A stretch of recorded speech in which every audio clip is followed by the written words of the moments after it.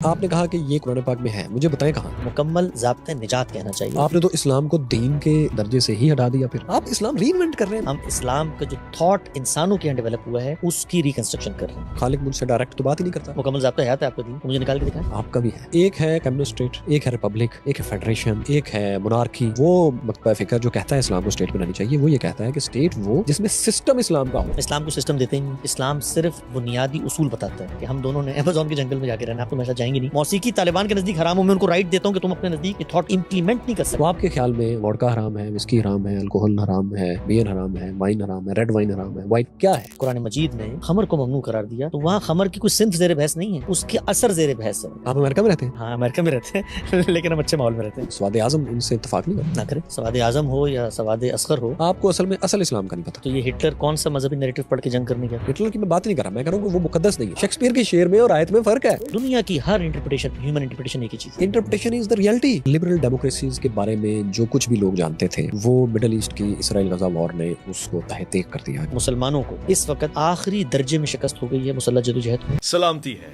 ان آنکھوں پہ جو ہدایت پہ نظریں جمائے بیٹھی ہیں، ان کانوں پہ جو ذکر خیر کے منتظر رہتے ہیں، اور ان قدموں پہ جو ہدایت کی راہ پہ گامزن ہیں۔ دوستو، آج ہمارے ساتھ ایک مذہبی اسلام کے اسکالر حسن الیاس صاحب موجود ہیں۔ آپ ان کے نام سے اور چہرے سے بہت اچھی طرح واقف ہیں۔ یہ تنہا نہیں ہے، ان کے ساتھ ایک صدیوں کا اسکول آف تھاٹ ہے جس پر یہ بات کرتے ہیں۔ بہت سے خیالات سے ان کے لوگوں کو اختلاف بھی ہے، اور بہت سی اسلام کے بارے میں تشریحات جو ان کی ہیں وہ ہیں جو ان کے مطابق اسلام کی اصل تشریحات ہیں، اور جو اسلام کو اس دور میں، آنے والے دور میں اور ماضی کے دور میں بھی ریلیونٹ رکھنے کے لیے بنیادی باتیں ہیں۔ ان کے خیال میں اسلام ایک پریمیٹیو مذہب نہیں ہے، جدید مذہب ہے۔ ہم ان کے سامنے وہ تمام سوالات رکھیں گے، وہ مسائل بھی رکھیں گے جو آج ہمیں درپیش ہیں، جن کا پاکستان کی بقا سے تعلق ہے اور جو آپ کے اور میرے تخیل میں اٹھتے رہتے ہیں۔ تو ہم بات شروع کرتے ہیں۔ بہت سے مشکل سوال بھی آئیں گے۔ سر، کیا حال ہے آپ کا اور آپ تیار ہیں؟ جی اللہ کا شکر، آئی ایم ریڈی۔ سر، مذہب کی ترویج، اس کو سمجھنا اور سمجھانا، یہ آپ کا کیریئر ہے یا یہ آپ کی نظر میں آپ کا مقدس مشن ہے؟ دیکھیے، ہر انسان جس وقت دنیا میں آتا ہے وہ اپنی صلاحیت کا جائزہ لیتا ہے، وہ کیا کام کرنا چاہتا ہے۔ میں نے جس وقت انٹرمیڈیٹ کیا اور بیسک جو نالج ہے براڈ بیس وہ حاصل کر لی، تو میں نے دیکھا کہ میری ذات، میری شخصیت کس چیز کی طرف مائل ہو رہی ہے۔ ایک ہسٹری بھی تھی میرے خاندان کے بزرگ بڑے لوگ علماء تھے، مجھے بچپن سے مذہب کی گھر میں تعلیم دی گئی، تو میں نے یہ محسوس کیا کہ مجھے دین کی تعلیم حاصل کرنی چاہیے۔ میں مذہبی شخصیات سے انسپائر ہوا، ان کے کام کو دیکھا، اور پھر اس کے بعد میں نے مذہب کی تعلیم حاصل کرنا شروع کر دی۔ جب حاصل کی تو وقت گزرنے کے ساتھ ساتھ میری اسپیشلائزیشن اس میں پیدا ہوئی، یہی میرا کیریئر بن گیا، یہی میرا ذریعہ معاش بھی ہے، اور یہی میری ایمبیشن بھی ہے، یہی میرا پیشن بھی ہے، یہی میرا اوڑھنا بچھونا۔ ذریعہ معاش کیسے ہو سکتا ہے؟ مطلب جو میں جانتا ہوں آپ تو اس کو ایک علمی کاز کے طور پر لے رہے ہیں، ایک مقدس مشن کے طور پر آپ اس کے لیے کام کرتے ہیں، ایفرٹ کرتے ہیں، لوگوں کو سے ملتے ہیں، اور اسلام کی ایک تشریح جو آپ کے خیال میں صحیح ہے، درست ہے، وہ آپ پھیلاتے ہیں۔ تو یہ پیشہ کیسے ہو سکتا ہے؟ بالکل ہو سکتا ہے، اس لیے کہ جو کام آپ سوسائٹی کے لیے کرنا چاہتے ہیں، اس کام کو کرنے کے لیے اگر آپ اپنے معاش کے لیے کچھ اور کام کریں گے تو نہ صرف یہ کہ آپ اپنا علم حاصل نہیں کر سکتے، بلکہ جو کنٹریبیوٹ آپ سوسائٹی کو کرنا چاہتے ہیں وہ بھی نہیں کر سکتے۔ شوکت خانم کے اندر ایک ڈاکٹر بیٹھا ہوا ہے، کینسر کا علاج کرنا چاہتا ہے، لوگوں کی خدمت کرنا چاہتا ہے نا، تو شوکت خانم میں وہ جائے گا اور شوکت خانم اس کو کہے جی آپ تو خدمت کرنا چاہتے ہیں، جائیں اپنے پیسے خود کما کے لے کریں۔ تو دنیا بھر میں جو توانا سوسائٹیز ہوتی ہیں وہ دیکھتی ہیں کہ سوسائٹی کی نیڈ کیا ہے۔ سوسائٹی کی نیڈ ہے ہیلتھ کیئر، سوسائٹی کی نیڈ ہے سائنس اینڈ ٹیکنالوجی کے ٹیچر، سوسائٹی کی نیڈ ہے اچھے فاضل علماء جو ان کو دین کی ہدایت دیں، تعلیم دیں، تربیت دیں، ان کو اخلاقیات سکھائیں۔ وہ لوگ جب جاتے ہیں یہ کام کرنے کے لیے تو ان کا گھر کیسے چلے گا؟ اس وقت ہمارے ہاں ملک کے اندر پوری کی پوری بیوروکریسی ہے، وہ ملک کا نظام چلانا چاہتی ہے، کیسے چلتا ہے؟ میری جیب سے پیسہ جاتا ہے، میں ٹیکس دیتا ہوں، میں کنٹریبیوٹ کرتا ہوں حکومت کے کام چلانے کے لیے۔ عام طور پر اس کو جس طرح سے پیش کیا جاتا ہے کہ جی مذہبی لوگ پیسہ، یہ کیسے؟ بھائی اللہ کا کام ہم کر رہے ہیں، اللہ تعالیٰ ہمیں اس کا اجر دے گا، ایک ڈاکٹر کو بھی اللہ اجر دے گا، ایک میوزیشین کو بھی اللہ اجر دے گا، بٹ اس کی زندگی کیسے گزرے گی؟ لوگوں کی کنٹریبیوشن سے گزرے گی۔ یا سوسائٹی کنٹریبیوٹ کرے گی یا اسٹیٹ کنٹریبیوٹ؟ اسٹیٹ کو چلانے کے لیے سوسائٹی کنٹریبیوٹ کرتی ہے، یونیورسٹیوں کو چلانے کے لیے سوسائٹی کنٹریبیوٹ کرتی ہے، تو مدرسے ہوں، مذہب اسلام کے ادارے ہوں، ایجوکیشن لرننگ سینٹر ہوں، ان کو سوسائٹی دیتی ہے۔ اس کے اندر ٹرانسپیرنسی ہونی چاہیے جیسے باقی جگہوں پہ ہوتی ہے۔ پرابلم یہ ہے کہ جو مذہب کے نام پر لوگ کام کرنا چاہتے ہیں ان کی ذریعہ معاش سوسائٹی فراہم کرے، اس میں کوئی پرابلم نہیں ہے، کوئی بری بات نہیں ہے۔ آپ ویسٹ کے اندر جائیں، ہزاروں نان پروفٹ آرگنائزیشنز بنی ہوئی ہیں، وہ نان پروفٹ ٹیکس ایگزمپشن ہوتی ہیں، گورنمنٹ ان کو سپورٹ کرتی ہے، سوسائٹی کے لیے قابل فخر بات ہوتی ہے کہ یار ہم کسی ایسے کاز کے لیے جو دنیا کو بہتر کر سکتی ہے، جو لوگوں کی تعلیم تربیت کا کنٹریبیوٹ کرتی ہے۔ لیکن ہمارے ملک میں یہ ایک تہمت بن جاتی ہے، مذہبی لوگ یار مذہبی آدمی کو کیا ضرورت ہے, اس کو بھی پیسے, اس کا پیٹ نہیں ہے, اس کے بچے نہیں ہیں, اس کا گھر نہیں ہے, اس کو کنٹریبیوٹ کرو, اس کو بہتر سے بہتر سہولت دو. اور یہ دیتے ہوئے بھی یہ نہ ہو کہ جی ہمارے پیسوں پہ, کبھی آپ کے منہ سے یا میرے منہ سے نکلتا ہے یار یہ سیکٹری جو ہے, چیف سیکٹری, یہ میرے پیسوں پہ پل رہا ہے. بھائی میں نے اسٹیٹ میں رہنا ہے, اسٹیٹ کا کام ہے میری پروٹیکشن, تو میں کنٹریبیوٹ کروں گا ٹیکس کے ذریعے, تبھی تو اسٹیٹ مجھے پروٹیکٹ کرے گی. تو مذہبی لوگوں کو سوسائٹی کنٹریبیوٹ کرتی ہے. اگر مسلمانوں کی گورنمنٹ اسٹیٹ کو کرنا چاہیے, اسٹیٹ نہیں کرتی تو عام آدمی اٹھتا ہے, وہ میری علمی فکری خدمات کو دیکھتا ہے, وہ ان اداروں کو فنڈ کرتا ہے, ان اداروں میں ڈونیشنز دیتا ہے. ان اداروں کے اندر ایک سسٹم بنا ہوا ہے, وہ سسٹم ہر دنیا کے ملک میں اس کے قانون کے مطابق ہوتا ہے. وہ ادارے میرٹ کے اوپر معاملہ کرتے ہیں. جیسے ایک اچھے ٹیچر کو سیلری ملتی ہے, اسی طرح سے مذہب اسلام کو ہم پڑھاتے ہیں, اس کی ترویج کرتے ہیں, اس پہ غور و فکر کرتے ہیں. بڑے بڑے اداروں نے ہمیں فارغ رکھنے کے لیے کہ ہم 8 گھنٹے پیسے کمانے کے بجائے تحقیق کریں, اس کے لیے ہم لوگ کنٹریبیوٹ کرتے ہیں. بالکل اس طرح آپ کہہ رہے ہیں کہ جیسے ہسٹری میں سائنسدانوں کو, فلاسفرز کو بادشاہ کا جو دربار ہوتا تھا وہ فیسیلیٹیٹ کرتا تھا, تو وہ پھر اپنا کام کر پاتے تھے. البیرونی اس کی بہت بڑی مثال ہے. اچھا مجھے یہ بتائیے کہ آپ نے گفتگو کرتے ہوئے یہ کہا کہ میوزیشین کو بھی اللہ تعالیٰ اجر دے گا. کنٹروورشل بات نہیں ہے بہت سے اسلامی حلقوں میں کہ میوزیشین کو کیوں اجر دے گا, اس کو تو سزا ملنی ہے. نہیں, ہمارا نقطہ نظر یہ ہے کہ جب آپ دین کے حوالے سے کسی پر بھی کوئی بات کہنا چاہتے ہیں, so you have to go back to the sources. Religion جو ہے روئے زمین پر وہ آپ کو ہر جگہ بکھرا ہوا نظر آ رہا ہے. ہر کوئی کہہ رہا ہے اللہ یہ کہتا ہے اور رسول اللہ یہ کہتے ہیں.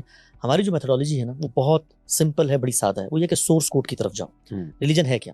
ریلیجن زمین پہ کھڑے ہوئے ایک بندے کا دعویٰ ہے کہ مجھے خدا نے منتخب کر لیا ہے, میرے پاس اللہ کا پیغام ہے, میں سب سے پہلے اس پر اعتماد کرتا ہوں یہ خدا کا سچا رسول ہے, پھر اس پیغام کو دیکھتا ہوں کہ واقعی میں خدا کا پیغام ہے, پھر میں اس پیغام کو یونیورسل جو پروٹوکولز ہیں ٹیکسٹ کو پڑھنے کے, ان کو ساتھ لے کے جاتا ہوں ڈیکوڈ کرنے کے لیے. تو ہم قرآن مجید کو پڑھتے ہیں, قرآن مجید ایک لینگویج کے اندر ہے.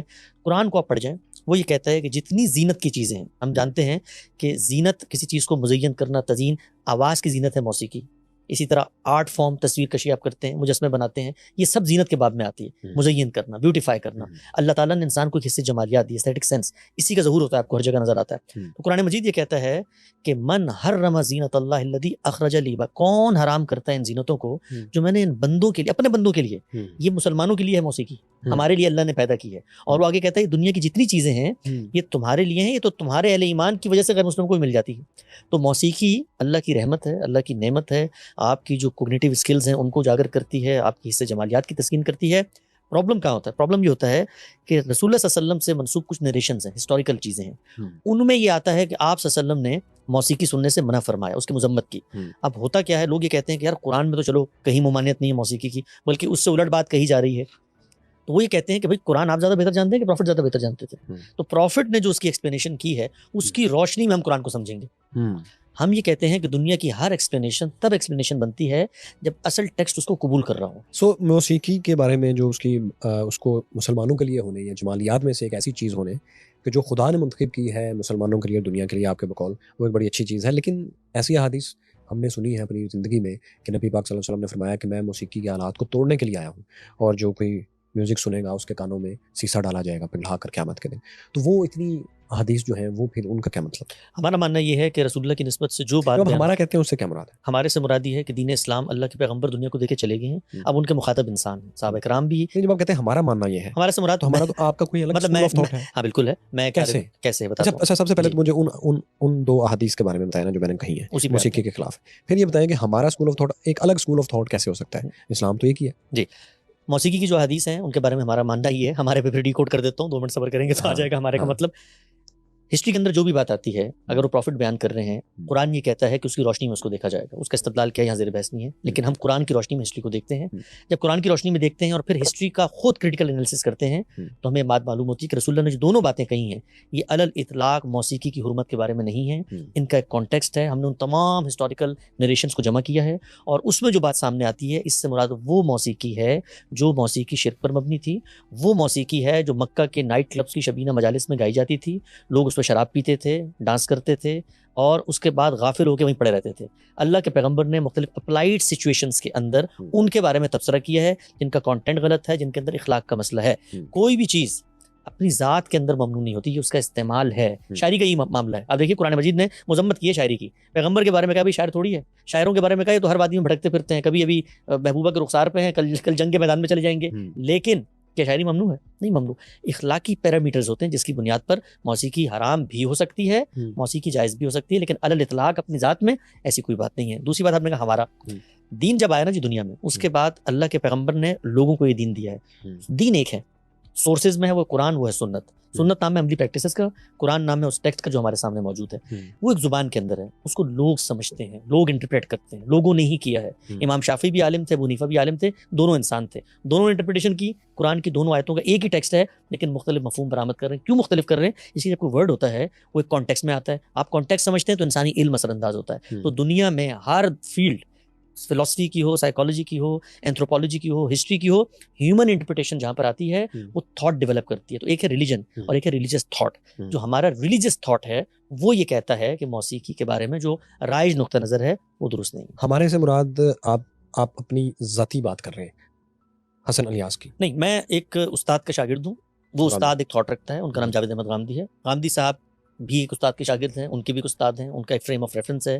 جو ہمارے اصول ہیں، پرنسپلز ہیں، اصلاحی صاحب اور اصلاحی صاحب کے استاد مولانا حمید الدین فراہی صاحب. اور فراہی صاحب خود ایک ٹریڈیشن آف نالج میں کھڑے ہوئے ہیں، اس کو ہم دبستان شبلی کہتے ہیں. شبلی نعمانی سے آغاز ہوتا ہے، سید سلیمان ندوی ہیں، اس کے بعد علامہ اقبال ہیں. لیکن جاوید غامدی صاحب تو جہاں تک مجھے یاد ہے ان سے پہلے، اصلاحی صاحب سے پہلے سید مودودی صاحب کے شاگرد تھے. بالکل ایسے تھا. تو بیچ میں جو آپ نے مجھے سلسلہ بتایا اس میں سید مودودی کا ذکر آپ نے نہیں کیا. کر رہا تھا، سید مودودی کا بھی ذکر کر رہا تھا، لیکن وہ اصلاحی صاحب کے ساتھ آتے ہیں. جی میں ذکر شبلی کے بعد آتے ہیں. ہاں میں ذکر کرتا ہوں. شبلی ہیں، علامہ اقبال ہیں، ابوالکلام آزاد ہیں، سید سلیمان ندوی ہیں، مولانا سید ابوالحسن صاحب مودودی ہیں. یہ ایک ہی دبستان ہے، اس میں مولانا امین حسن اصلاحی ہیں، اس میں مولانا وحید الدین خان ہیں. غامدی صاحب بھی اسی میں کھڑے. لیکن سید مودودی کا اسکول آف تھاٹ اور جاوید اور غامدی صاحب کا اسکول آف تھاٹ بہت مختلف ہے. بالکل مختلف ہے. میں آپ کو بتاتا ہوں سملیرٹی کیا. جب میں پہلے یہ اپنی آڈینس کے لیے اور آپ کے سننے والوں کے لیے بات کلیئر کر دوں کہ آپ نے یہ بتایا کہ جو حدیث ہے موسیقی والی، وہ آپ کے خیال میں ان کا کانٹیکسٹ اور ہے جی، لیکن حدیث وہ ٹھیک ہے. بالکل ٹھیک ہے. نمبر 2 آپ نے یہ بتایا کہ جب آپ کہتے ہیں ہمارے مطابق، تو آپ اس سے آپ کی مراد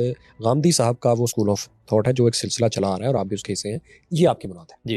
اب میرا سوال آپ سے نیکسٹ یہ ہے کہ مودودی صاحب تو اس کے بالکل اگینسٹ ہیں. جی. جتنی بھی فکر غامدی صاحب کی ہے، میری ان کے ساتھ نشستیں بھی ہیں 20-22 سال پہلے. آپ کو بھی میں نے بہت سنا ہے اور آپ کو پتا ہے کہ آپ سے میں اکثر سوالات پوچھتا بھی رہتا ہوں فون پہ. لیکن آپ کا جو خیالات ہیں وہ سید مودودی سے 180 کے اینگل پر الگ ہے. مثال کے طور پر وہ یہ سمجھتے ہیں کہ دنیا میں ایک دارالکفر ہے جس کو وہ دارالحرب بھی کہتے ہیں اور ایک دارالاسلام ہے. یعنی کہ اگر کہیں پر اسلام نہیں ہے تو وہ جگہ دارالحرب، وہ ایک جنگ کی جگہ ہے، وہاں کو کسی بھی طرح اسلام نافذ کرنا ہے.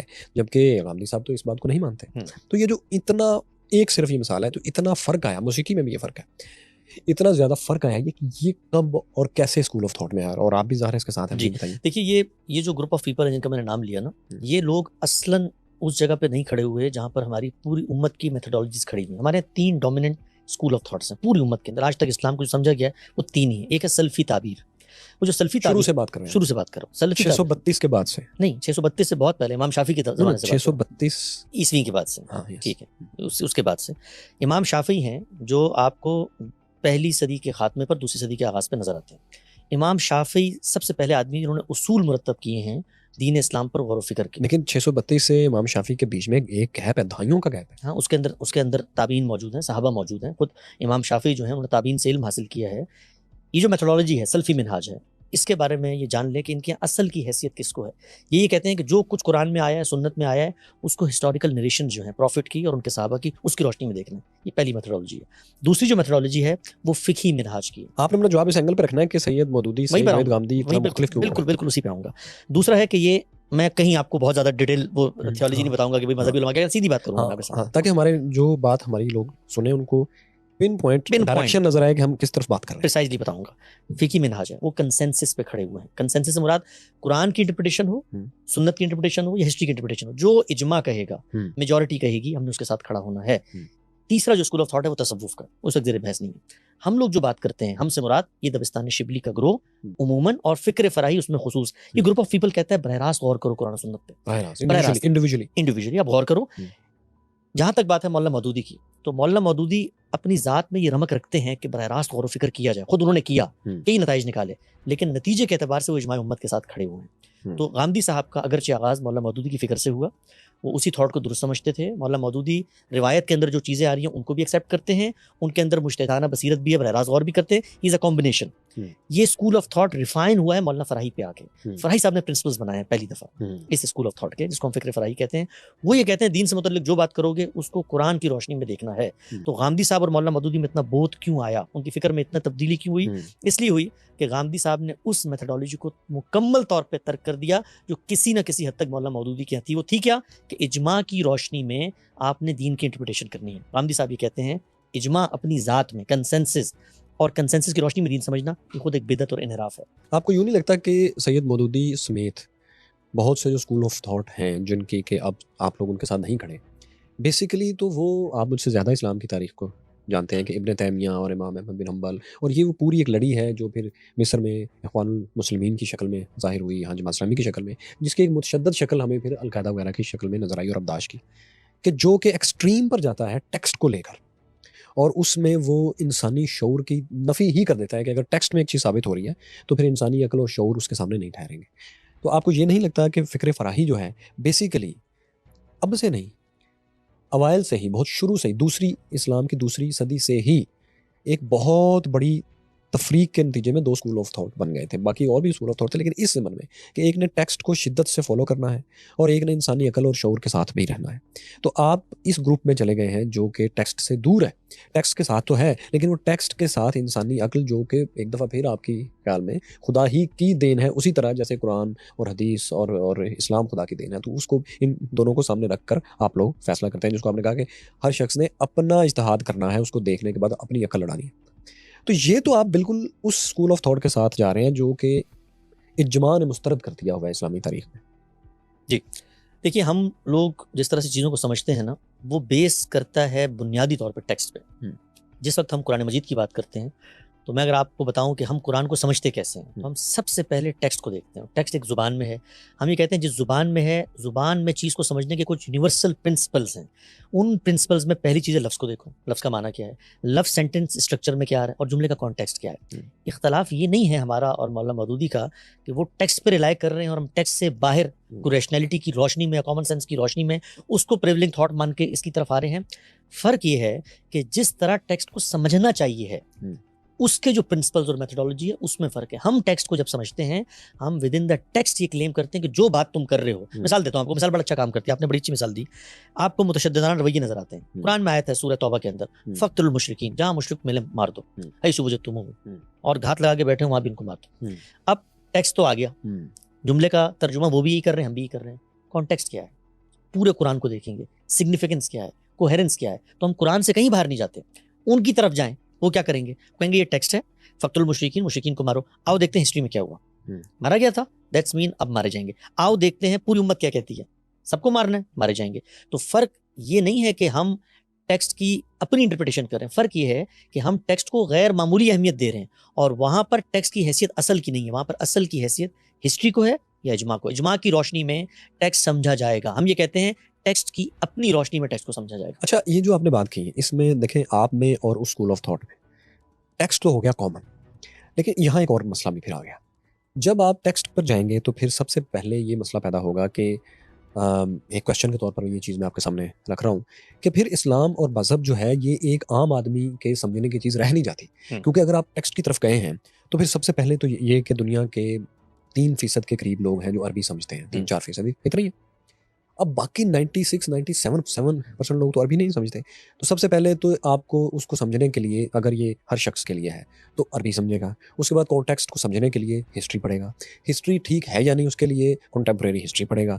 پھر اس کو سمجھنے کے لیے کہ اس کی کیا کیا تشریحیں ہوئیں, پھر ان کتابوں کو پڑھے گا, پھر وہ حدیث کو پڑھے گا, پھر وہ شرح حدیث کو پڑھے گا, پھر وہ اصول حدیث کو پڑھے گا, پھر وہ اصول تفسیر کو. یہ تو پاسبل ہی نہیں ہے کسی آدمی کے لیے. اس کو الٹیمیٹلی کسی مترجم کی ایٹ لیسٹ اگر وہ باقی ساری چیزوں کو چھوڑ بھی دے تو 96-7% لوگوں کو ٹیکسٹ پر اگر ریلائی کرنا ہے تو ان کو خدا, رسول, کتاب پر ایمان کے ساتھ مترجم پر بھی ایمان لانا ہوگا. تو کیا اس طریقے سے تو یہ بھی اسلام کی ایک شرط ہوئی کہ میں ایمان لایا مترجم پر؟ جی, اسلام کے 2 پہلو ہیں. ایک اسلام کے پریکٹیکل تقاضے ہیں, آپ نے پریکٹیکلی کیا کرنا ہے, وہ سنت کے ذریعے عملاً پوری کی پوری جنریشنز میں پوری کی پوری امت میں منتقل ہو رہے ہیں. آپ نے نماز پڑھنا سیکھی ہوگی, سیکھی ہے. آپ نے نماز پڑھنے کے لیے وہ سارے مراحل طے کیے ہیں جو بھی آپ نے مجھے بتایا، یا ابو مسجد میں لے گئے تھے بچپن میں، وہاں لوگوں کو دیکھا اور نماز پڑھنی سیکھ لی، ایسے ہی ہوا ہوگا نا؟ تو جتنے پریکٹیکل تقاضے ہیں دین کے، وہ پیغمبر نے قوم کو سکھائے ہیں، وہ پریکٹسز ہیں، وہ پریکٹسز جنریشنز میں ٹرانسفارم ہو کے آج میری امت، پوری ملت ہر گلی محلے میں پہنچ چکی ہیں۔ وہ پریکٹیکل تقاضے ایک عام آدمی کو سیکھنے میں تو کوئی مسئلہ ہی نہیں ہے، یہ ہے کوئی مسئلہ نہیں ہے۔ ہم اس طرح دیکھتے ہیں روزہ میں نے ریچولس، ایوری ریچول، آپ کی جتنی سنتیں ہیں سب پریکٹیکل ہیں۔ آپ نے مسلمان ہیں سلام کرنا ہے، مرد و زن کے ساتھ معاملات ہیں، آپ نے ختنہ کرنا ہے، یہ ساری چیزیں، چھینک آئے الحمدللہ، یہ سب پریکٹیکلز ہیں، اس میں آداب بھی ہیں، اس میں شریعت کی عبادات بھی ہیں، یہ سب عام آدمی پریکٹس سے اخذ کرتا ہے، اس میں اخذ و استفادہ، ٹیکسٹ ڈیکوڈنگ، اصول فقہ، تفسیر کی کوئی چکر ہی نہیں ہے۔ وہ اس کا آپ کے انسانی رویے سے اور اسلام کی خاص شناخت سے تعلق ہے سب چیزوں کا، ٹھیک ہے؟ لیکن جو بات میں پوچھ رہا ہوں وہ چیزیں ہیں جن کے اختلاف کی وجہ سے مسائل پیدا ہوتے ہیں۔ جی میں ان کی بات کر رہا ہوں کہ ٹیکسٹ میں اگر آپ جائیں گے تو پھر آپ کو مترجم پر ایمان لانا پڑے گا، اور مترجم ایک تو ہے نہیں، جی وہ تو سینکڑوں ہیں۔ تو اس کا مطلب ہے کہ مذہب کی جو تعلیمات ہے یہ ہر شخص کے لیے تو ہے ہی نہیں۔ جی بالکل واضح آپ کا سوال۔ یہ پہلا پہلو تو مذہب کی جو تعلیمات ہیں جو ٹیکسٹ میں بھی آ رہی ہیں نا، نماز پڑھو، روزہ رکھو، اس کے عملی مصداقات سوسائٹی میں موجود ہیں، جو بات میں بتانا چاہوں، سمجھ گیا میں آپ کی بات۔ دوسرا نقطہ یہ ہے کہ اب اللہ کے دین کے جو تقاضے ہیں، اس کی ہدایت ہے، وہ ہدایت عام آدمی تو سمجھ نہیں سکتا، اس لیے کہ عربی نہیں جانتا۔ تو عام آدمی فزکس کیسے پڑھتا ہے؟ عام آدمی فلسفی کیسے پڑھتا ہے؟ لیکن وہ ہر شخص پہ فرض نہیں ہے، ہمیشہ ہر شخص پہ فزکس اور کیمسٹری فرض نہیں ہے۔ نہیں، دین بھی جو چیز فرض ہے، جو چیز پڑھنی ہے، وہ اصول تفسیر نہیں ہے، وہ فقہ نہیں ہے، وہ کیا فرض ہے؟ میں سمپل قرآن بات کی بات کرتا ہوں، اصول تفسیر کی، اصول حدیث کی، وہ ہمیشہ ہم ہر بدایا نہایا نہیں پڑھنی، ہر علم دنیا میں، دنیا کا ہر علم ہم اہل علم کی رہنمائی میں حاصل کرتے ہیں۔ ہر علم، کوئی ایک علم مجھے بتا دیں، ویڈیو ایڈیٹنگ تک بھی جو ہے اس کے لیے استاد چاہیے۔ ہر شخص کے لیے نہیں ہے کیا؟ اسلام ہر شخص کے لیے ہے، ہر شخص کے لیے ہے، ہر کے لیے ہے۔ اس کا مطلب یہ ہوا کہ ہم اس کو فزکس اور مترجم پہ ایمان کیسے لائے گا؟ وہ مترجم پر یہ ایمان نہیں لاتا کہ یہ اللہ کا، وہ ہمیشہ مترجم بھی یہ بتاتا ہے، لیکن وہ اس کو اسی کے اینگل سے سمجھنے کا پابند ہے۔ نہیں، کیوں پابند ہے؟ وہ اس کو عربی نہیں آتی، 96% لوگوں کو کیسے عربی آ سکتی ہے؟ 4-5 نمائندہ تفاسیر، 4-5 نمائندہ تراجم، 4-5 اردو زبان میں نکال لیں، یہ سب باقی کاپی پیسٹ ہوتا ہے، 4-5 نمائندہ اسکول آف تھاٹ۔ اب دیکھیں، اس کا مطلب ہے کہ ایک شخص کو پھر وہ 4-5 پڑھ کے پہلے کسی نتیجے میں پہنچنا پڑے گا۔ ایک پڑھ لے، 2 پڑھ لے، میں آپ سے کہتا ہوں کہ اختلافات ہیں، نہیں، ان میں جو اختلافات ہیں، کبھی زندگی میں قرآن مجید پڑھیں، شروع سے آخر تک پڑھیں۔ یہ جس نوعیت کے اختلافات سامنے آتے ہیں نا، یہ اکیڈیمک اختلافات ہیں۔ پورے قرآن کا جو میسج ہے، آپ اس وقت بھی قرآن مجید کا ترجمہ لے لیں اور اس ترجمے کو کمپیریزن میں پڑھیں، اردو زبان کے 3 نمائندے ترجمے لے لیں۔ میں چیلنج کے ساتھ بات کر رہا ہوں، بہت ہمبل طالب علمانہ، میں اس مشق سے گزرا ہوں۔ 3 بڑے ترجمے لے لیں، ان 3 بڑے تراجم کے اندر 12 سے 13 مقامات ایسے ہیں، اور وہ مقامات بھی اکیڈیمک نوعیت کے ہیں، اس کا تعلق دین کی بنیادی فریم سے نہیں ہے۔ کوئی مترجم آپ کو دنیا میں نہیں کہے گا کہ میری انڈرسٹینڈنگ کے مطابق قرآن مجید تو کہہ رہا شرک کرنا چاہیے، کوئی نہیں کہے گا میری انڈرسٹینڈنگ کے مطابق تو رسول پہ ایمان نہیں لانا چاہیے۔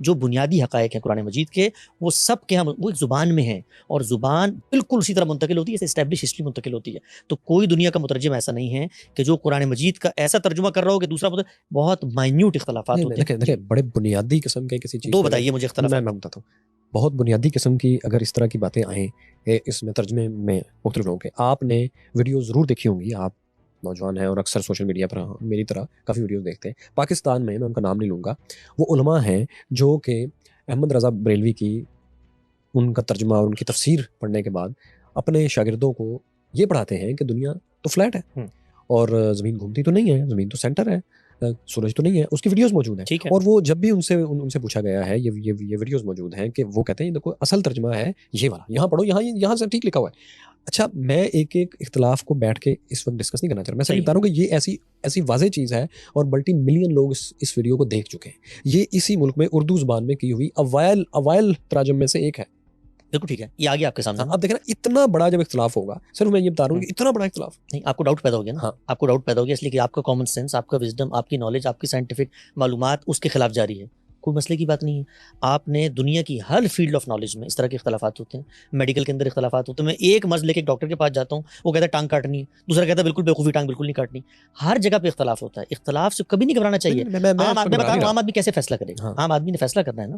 عام آدمی کی زندگی کا اگر تو یہ ایمانیات میں سے کہ آپ یہ مانیں، مطلب میرے نزدیک کوئی شخص قرآن مجید کا غلط ترجمہ کر رہا ہے اور وہ مان رہا ہے زمین چپٹی ہے، تو اس سے اس کی آخرت پہ کوئی فرق نہیں پڑے گا۔ زندگی میں بیوقوف کہلائے گا، لوگ کہیں گے غلط بات کر رہا ہے، اللہ کے نام پہ غلط بات لوگوں کے نزدیک وہ بالکل ٹھیک بات ہوگی۔ ہاں بالکل ٹھیک ہوگی، کوئی مسئلے کی بات نہیں ہے۔ اختلاف ہو گیا نا، اس اختلاف کو دنیا میں ہمیشہ سے گوارا کیا جاتا ہے اور ریزالو کیا جاتا ہے. آپ کو عدم اطمینان ہوا نا, آپ کیا کریں گے؟ سب سے پہلے آپ یہ کریں گے یار احمد رضا خان بریلی نے یہ ترجمہ کیا ہے, کسی لفظ کا کیا ہوگا نا, یہ لفظ کا کیا ترجمہ ہے؟ اچھا انہوں نے یہ کیا, یہ مولانا ابو العلا مودودی اس کا کیا ترجمہ کر رہے ہیں, یہ مثال کے طور پہ جلندری صاحب اس کا کیا ترجمہ کر رہے ہیں. آپ 2 تراجم پڑھیں, تھوڑی سی محنت ہے دین کے معاملے میں. یہ تو میں کروں گا نا. ہاں لیکن میں یہ بات کر رہا ہوں کہ میں تو وہ ان لوگوں میں سے یا آپ ان لوگوں سے یا اور بہت سے لوگ ہمارے سننے والے ہوں گے جو اس طرح کے کام کرتے ہیں. آپ کے سوال پیدا ہو تو محنت کریں گے نا, ان کے سوال ہی نہیں پیدا ہوتا. ہاں جو اس کو ہمارے زیادہ تر لوگ تو وہ ہیں پوری دنیا میں جو ایک چیز کو دیکھتے ہیں, اس کو درست مانتے ہیں, اس پہ پھر عمل کریں. ان کے پاس نہ اتنا وقت ہے نہ ان کے پاس کرنے کا کام نہیں بھائی, میرے کرنے کا کام ہے. میں نے علوم پڑھے ہیں, میں نے وہ جو تفصیل آپ نے بتائی تھی نا, اصول فقہ اصول تفسیر, وہ ڈرانے کے لیے بہت لمبی چوڑی, وہ میں نے پڑھی ہے نا,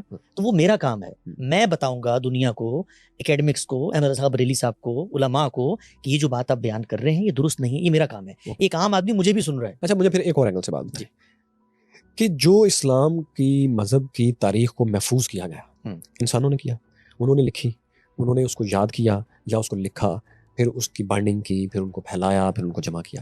یہ تمام انسان جو یہ کام کر رہے تھے ظاہر ہے وہ اس کے لیے ایفرٹ کر رہے تھے. ٹھیک ہے, انسان ہی کوشش کر رہا تھا. ہمیں اچھی طرح معلوم ہے کہ اوپر سے کوئی اور فرشتہ آ کے نہیں حضرت عثمان کو اور باقی تمام جو ایک پورا ایک سلسلہ ہے حجاج بن یوسف سے, اس کے بعد عبد الملک پہ, اور اس کے بعد تمام عباسیوں پہ, اور یہاں تک ترکی میں, مصر میں, فاطمیوں کے پاس, یہاں ہر ایک جگہ پر انسانوں نے اس کی کوشش کی, جمع کیا.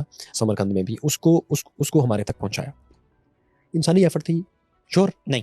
اچھا چلیں ٹھیک, اس کا پھر آپ جواب دیجیے گا. میرے خیال میں کہ انسانی ایفرٹ تھی. اچھا اس ایفرٹ میں اگر ہم یقین کرتے ہیں کہ اسماء الرجال کے اوپر اگر ایک پوری کتابیں موجود ہیں اور اس میں انہوں نے ان تمام لوگوں کی جنہوں نے حدیث اکٹھی کی ان کی خصوصیات لکھی ہیں, تو اور ہم ان پر رلائے کر کے کسی حدیث کے ٹھیک ہونے یا اس کے صحیح ہونے یا اس کے مستند ہونے, اس کے حسن ہونے, اس کے کبھی ہونے پر بات کرتے ہیں, تو بیسیکلی ہم ہر جگہ پر انسانی عقل اور شعور کو ویلیو دے رہے ہیں. لیکن جب ہم ٹیکسٹ پڑھتے ہیں تو اس میں ہم انسانی عقل اور شعور کو ویلیو کیوں نہیں دیتے کہ ہم نے اس ٹیکسٹ پر ہی جانا ہے جو لکھا ہوا ہے, جبکہ ہم میں سے کوئی نہیں جانتا کہ جو ٹیکسٹ مجھ تک پہنچا ہے یہ کس طرح سے پہنچا ہے. اس کے پاس ایک پرنٹنگ میں ایک چیز ہے جس کی بیک سائڈ پر یا فرسٹ پیج پہ ایک ڈیٹ لکھی ہوگی جب وہ پرنٹ ہوا, اس سے پیچھے اس کا تسلسل کیا ہے کوئی نہیں جانتا, اس نے پرسنلی نہیں دیکھا ہوا. جبکہ جو اس کی عقل اور شعور ہے یہ وہ چیز ہے جس کے اوپر وہ رلائے کر سکتا ہے. اپنی پریکٹیکل بات آپ بھی اور گامدی صاحب بھی پریکٹیکلٹی کی بات کرتے ہیں کہ آپ کو اپنی عقل بھی استعمال کرنی چاہیے. یہ دیکھیں یہ کام پوری دنیا میں کس طرح ہو رہا ہے, تو ہم اس کو مختلف طریقے سے کیوں کریں. تو جب پوری دنیا میں جو کام ہو رہا ہے وہ تو انسانی شعور, عقل اور اجتماعی شعور کے ساتھ ہو رہا ہے, تو ہم ٹیکسٹ کے اوپر اتنا رلائے کیوں کریں؟ پہلے تو ایک چیز کی میں تصحیح کر دوں کہ دنیا میں 2 طریقے ہوتے ہیں ٹرانسفارمیشن آف نالج کے. ایک طریقہ ہوتا ہے ہسٹری کا طریقہ, اس کو علم کی اصطلاح میں اخبار احاد کہا جاتا ہے, سنگل انڈیپینڈنٹ انڈیویجول رپورٹنگ. دوسرا طریقہ ہوتا ہے اس کنسنسس کا, اسٹیبلش طریقے سے ہسٹری کو آگے کمیونیکیٹ کرنے کا. جہاں تک تعلق ہے دین کے سورسز کا, سورسز 2 چیزوں کا نام ہے, قرآن اور سنت. سنت پریکٹیکل چیزوں کا نام ہے, پریکٹیکلی نسل منتقل کرتی ہے آگے, اور قرآن نام ہے کتاب کا, وہ بھی بالکل اسی طریقے سے نسل منتقل کرتی ہے آگے. اس میں کسی بندے کا فہم, کسی کی پرسیپشن, کسی کی انڈیویجول ایفرٹ, اس کا سرے سے دخل ہی نہیں ہوتا. یہ بات بالکل بے بنیاد ہے کہ سیدنا عثمان کے زمانے میں انہوں نے کوشش کر کے کوئی چھال پہ قرآن لکھا تھا, کوئی ہڈی پہ لکھا تھا, اس کو جمع کر کے شائع کر دیا. ہم نے بڑی تفصیلی اس پہ سیریز کی ہے, لوگ دیکھنا چاہیں اس کو ضرور دیکھیں, قرات کا اختلاف. اس میں بتایا کہ قرآن کیسے منتقل ہوا ہے. قرآن ایک اسٹیبلش ہسٹری کے ڈاکومنٹ کے طور پہ آیا. رسول اللہ صلی اللہ علیہ وسلم نے دنیا میں 4, 6, 8, 10, 20 لوگوں کو قرآن نہیں دیا. 1 لاکھ سے زائد کی تعداد ہے خطبہ حجۃ الوداع میں.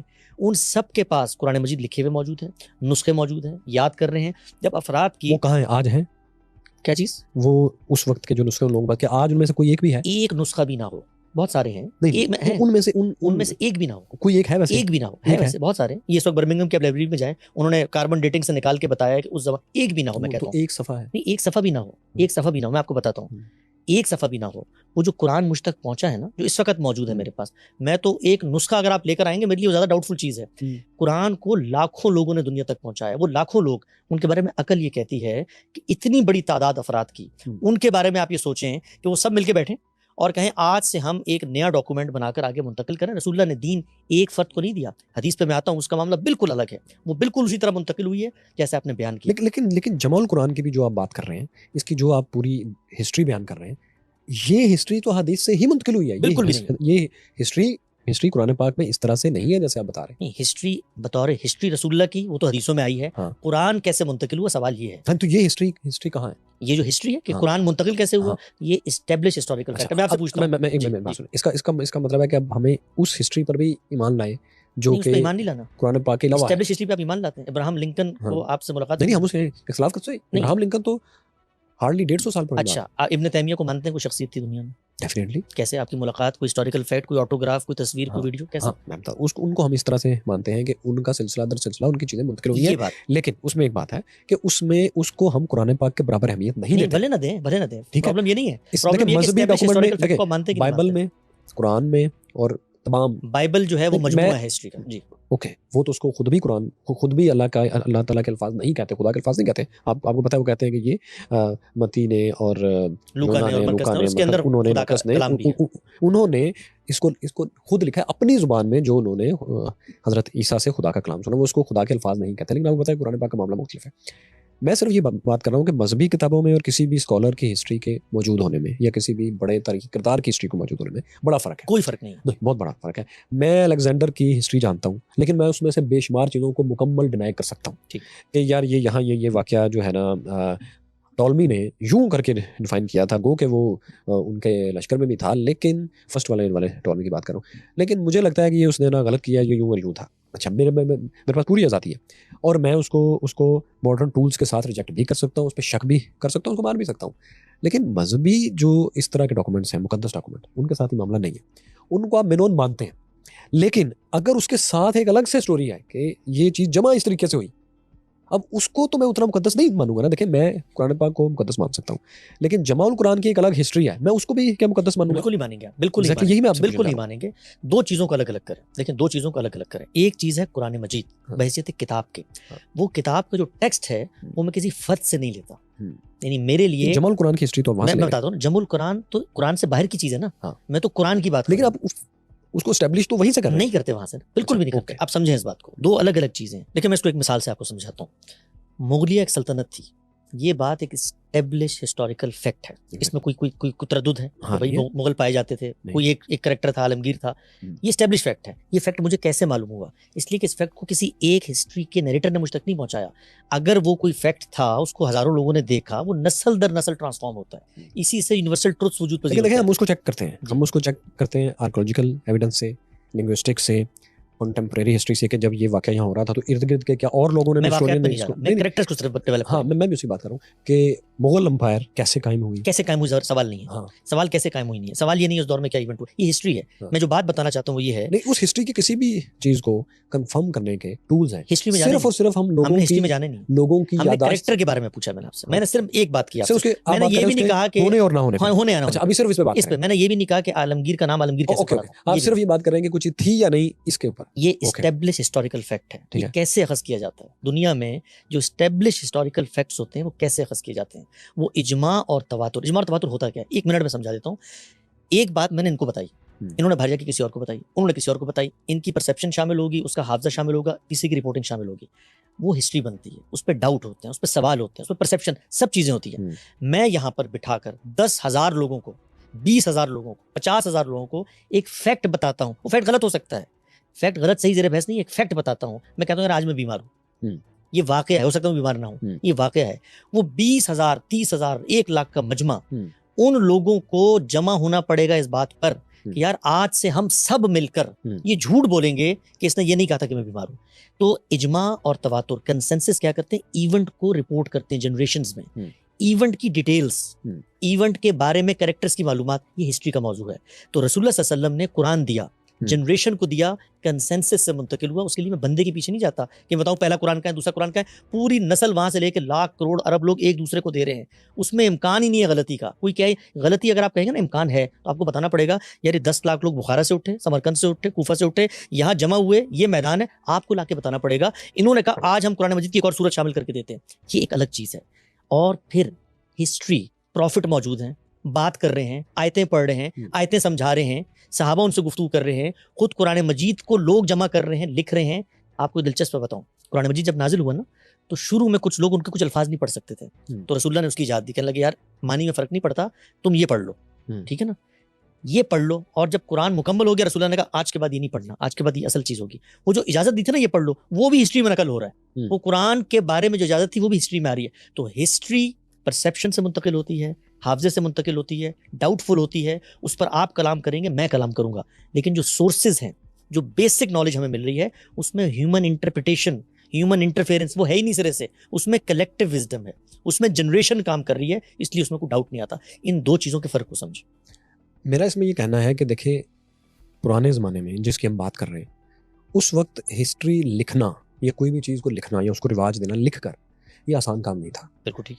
کاغذ لے کے آنا, اس کو پرنٹ کرنا, اور سب سے اہم کام اس کو محفوظ رکھنا ایک لمبے عرصے کے لیے, صدیوں کے لیے تقریباً ناممکن کام تھا. کسی بھی عام کیوں محفوظ رکھنا؟ ہر مسلمان پیدا ہو رہا ہے, وہ گھر پہ لکھ رہا ہے, کاغذ عرب میں موجود ہے, قرآن مجید میں ذکر آتا ہے. پہلے پوری بات سنیں. میں یہ کہنا چاہ رہا ہوں کہ جو چیزیں تاریخ میں قبل تاریخ کی بھی ہمارے تک آئی ہیں, سٹون ایج کے دور کی بھی, ان کے آنے کا ایک طریقہ ہے. کچھ چیزیں جو ہیں پتھروں پر لکھی گئیں اور وہ آج تک لکھی ہوئی ہیں, آپ کاربن ڈیٹنگ سے اس کو چیک کر سکتے ہیں. بہت سی چیزیں نہیں لکھی گئیں, سینہ در سینہ آئیں, اس کے بعد کسی وقت لکھی گئیں. اور جب لکھی گئیں تو وہ دور تھا جب کاغذ اور قلم اور پرنٹنگ اور اس کو محفوظ کرنا, اس کو پھیلانا بہت امیر لوگ یا بادشاہوں کے علاوہ کسی کے بس کی کام نہیں تھا. چائنیز ہسٹری میں بہت بڑی ایک کتاب ہے, دا آرٹ آف وارز, سانزو کی, اس کا ایک ہی ورژن ہے, اور وہ قبل تاریخ سے آ رہی ہے. اس کے دو ورژن تو نہیں ہے, اس کے 3 بھی نہیں ہے. کیونکہ وہ بادشاہ کے ساتھ مل کے کام کرتا تھا, اور بادشاہ کے پاس یہ لگژری تھی کہ اس کی کہی باتوں کو لکھ کے کتاب کی شکل میں آگے پہنچا سکے. عام شخص کے پاس تو یہ کیپیبلٹی نہیں ہے. جب آپ یہ کہتے ہیں کہ اسلامک ہسٹری میں اختلاف نہیں, یہ چیز میں نے کبھی نہیں. کون کہتا ہے اسلامک ہسٹری میں اختلاف؟ اسلامک ہسٹری میں ہے. میں اور اینگل سے بات کر رہا ہوں کہ جمع القرآن کی بات آپ نے کی نا, میں اس اینگل سے بات کر رہا ہوں کہ اس کو لکھنا اور محفوظ کرنا تو ایک بادشاہ حکمران کا کام تھا. عام لوگوں کی تو اور بھی تحریریں اس دور کی نہیں ملتی. یہ بات تو ہم تب کہیں نا جب اس دور کی لکھی ہوئی اور بہت سی تحریریں موجود ہوں. اس دور کا تو ایک ہی ٹیکسٹ ہے جس کو ہم مانتے ہیں, اور تو کوئی ہے ہی نہیں. کس کا آپ کو نہیں؟ مجھے بتا دیجیے. ہے تو یہ جو ہسٹری کے اندر عرب جاہلی کے قصائد آج تک منتقل ہو رہے ہیں, ہسٹری کے اندر رسول اللہ صلی اللہ علیہ وسلم سے پہلے کے, ان سے بہت پہلے کے, یہ جتنے شعراء تھے جن کو سبع معلقات کے شعراء کہتے ہیں, جن کی لکھی ہوئی بولی ہوئی شاعری حرم کے اندر لٹکا دی جاتی تھی, عرب لکھنا جانتے تھے, عرب کے اندر کاغذ موجود تھا. عرب یہ موجود ہے, یہ موجود اسی طرح ہے جیسے اسلامی احادیث اور یہ تعلیمات ہیں, وہ پیپر کاغذ پتھر کسی شکل میں موجود نہیں ہے. یہ میں بات دیکھیں ہمارے لیے, آپ دیکھیں ماڈرن ہسٹورینز جو ہیں وہ کسی چیز کو تب قبول کرتے ہیں جب وہ مختلف اینگل سے پروو ہو. اگر اس کا کانٹیکسٹ موجود نہیں ہے, اگر اس کے لیے اس کا کوئی اوریجنل اس وقت کا ڈاکومنٹ موجود نہیں ہے, اگر کنٹمپوریری ہسٹری میں اس کو اچھے طریقے سے کسی اور نے کور نہیں کیا ہوا, تو اس چیز پر ڈاؤٹ کیا جاتا ہے. میں یہ بات کہنا چاہ رہا ہوں. جب آپ کہتے ہیں کہ سبع معلقات موجود ہیں, وہ بھی اسی طرح لوگوں کو یاد تھیں, اس میں روانی تھی, لوگ شاعری یاد کرتے تھے. آپ کو بتایا عربوں کا حافظہ بڑا مشہور تھا کیونکہ لکھتے نہیں تھے.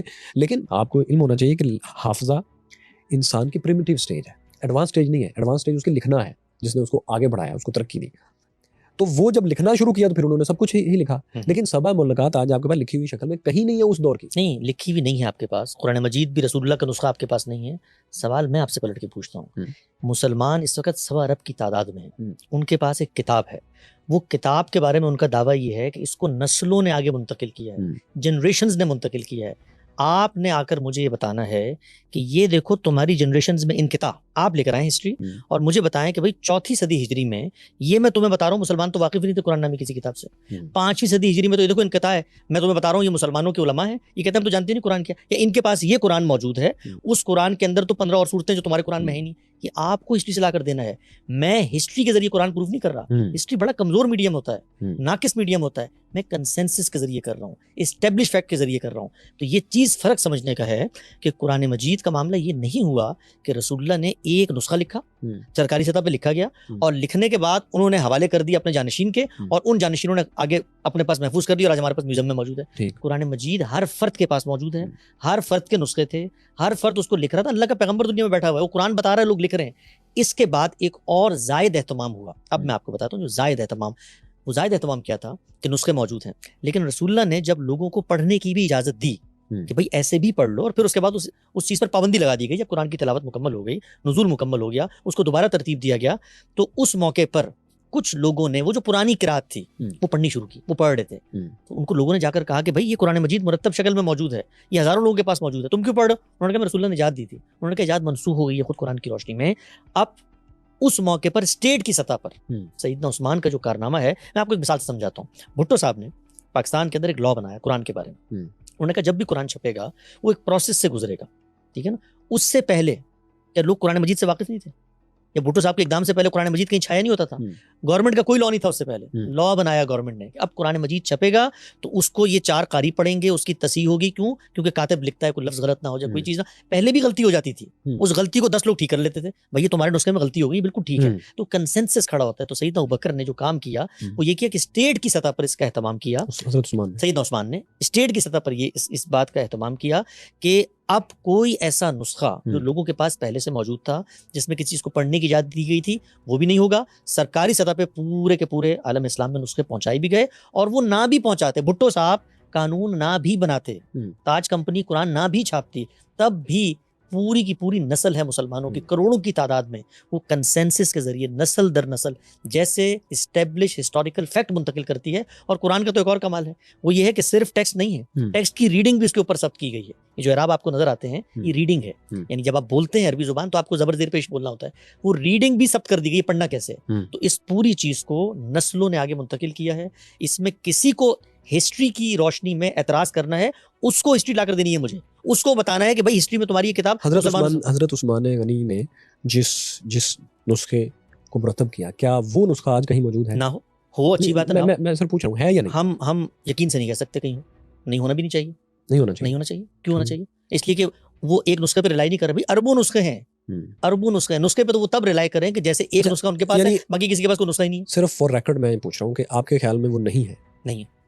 بہت سارے نسخے ان کے بارے میں کلیم کیا جاتا ہے، وہ کہتے ہیں توپ کاپی میں کچھ یہ بہت اختلافات ہیں اس میں، لیکن میں 1 سیکنڈ کے لیے مانتا ہوں کہ نسخہ پایا نہیں جاتا، کوئی فرق نہیں پڑتا. توپ کاپی والا میں نے دیکھا ہے، وہ اس کے اوپر پہلے نہیں، لیکن اب انہوں نے لکھا ہے کہ یہ وہ نہیں ہے بلکہ انہوں نے لکھا ہے اس کا 100 سال بعد والا بھی نہیں ہے. کوئی فرق نہیں پڑتا اس سے. اس کی وجہ میں بتاتا ہوں نا. آپ کے نسخہ ہوتا تو میری ڈاؤٹ فل چیز تھی.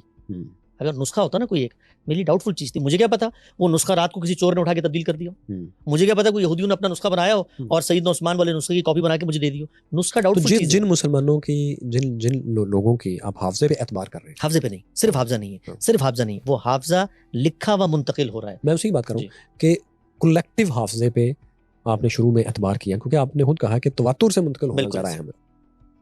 تو ان کی حفاظت پہ کیوں نہیں آپ اعتبار کریں گے؟ کن کی حفاظت؟ آپ نے کہا کہ اگر موجود ہوتا تو مجھے ڈاؤٹ ہوتا کہ شاید کسی نے چینج نہ کر دیا. وہ اس ایک نسخے کو 1 ارب لوگ سنبھال کے رکھتے ہیں نا. 1 ارب نہیں، ظاہر ہے مسلمانوں کو کوئی اتھارٹی اس کو کی ضرورت کیوں ہے اس کو؟ ان کے پاس اپنے نسخے موجود ہیں. اچھا اب ایک اور بات، چلیں اس بات کو نا کنکلوڈ کرتے ہیں، آگے چلتے ہیں. ایک اور اس میں صرف مجھے ایک بات آپ بتائیں، آپ کے خیال میں حافظہ انسانی تہذیب کی ایڈوانس شکل ہے یا تحریر ایڈوانس شکل ہے؟ دیکھیے، حافظہ اور تحریر دونوں ایوالو ہوئے ہیں اور دونوں ڈیولپ ہوئے ہیں. تحریر جو آپ کو نظر آتی ہے رسم الخط، وہ بھی وقت کے ساتھ ساتھ ڈیولپ ہوئی ہے. اور حافظے کا ایڈوانس شکل کیا ہے؟ ایڈوانس شکل سے مراد کیا ہے؟ دیکھیں، حافظہ ایک بایولوجیکل چیز ہے جو ایک پڑھے لکھے اور غیر پڑھے لکھے، ایون کسی میں بھی جو انسانوں کے علاوہ بھی مخلوقات ہیں ان کا بھی تھوڑا بہت حافظہ ہوتا ہے، ٹھیک ہے. لیکن جو چیز انسان کو بہت آگے لے کر گئی ہے میرے خیال میں وہ تحریر ہے، نہ کہ حافظہ. ٹھیک ہے، تو کیا فرق؟ تو میرے خیال میں تحریر ایڈوانس چیز ہے، حافظہ انسانی تہذیب میں ایک پریمیٹیو چیز ہے.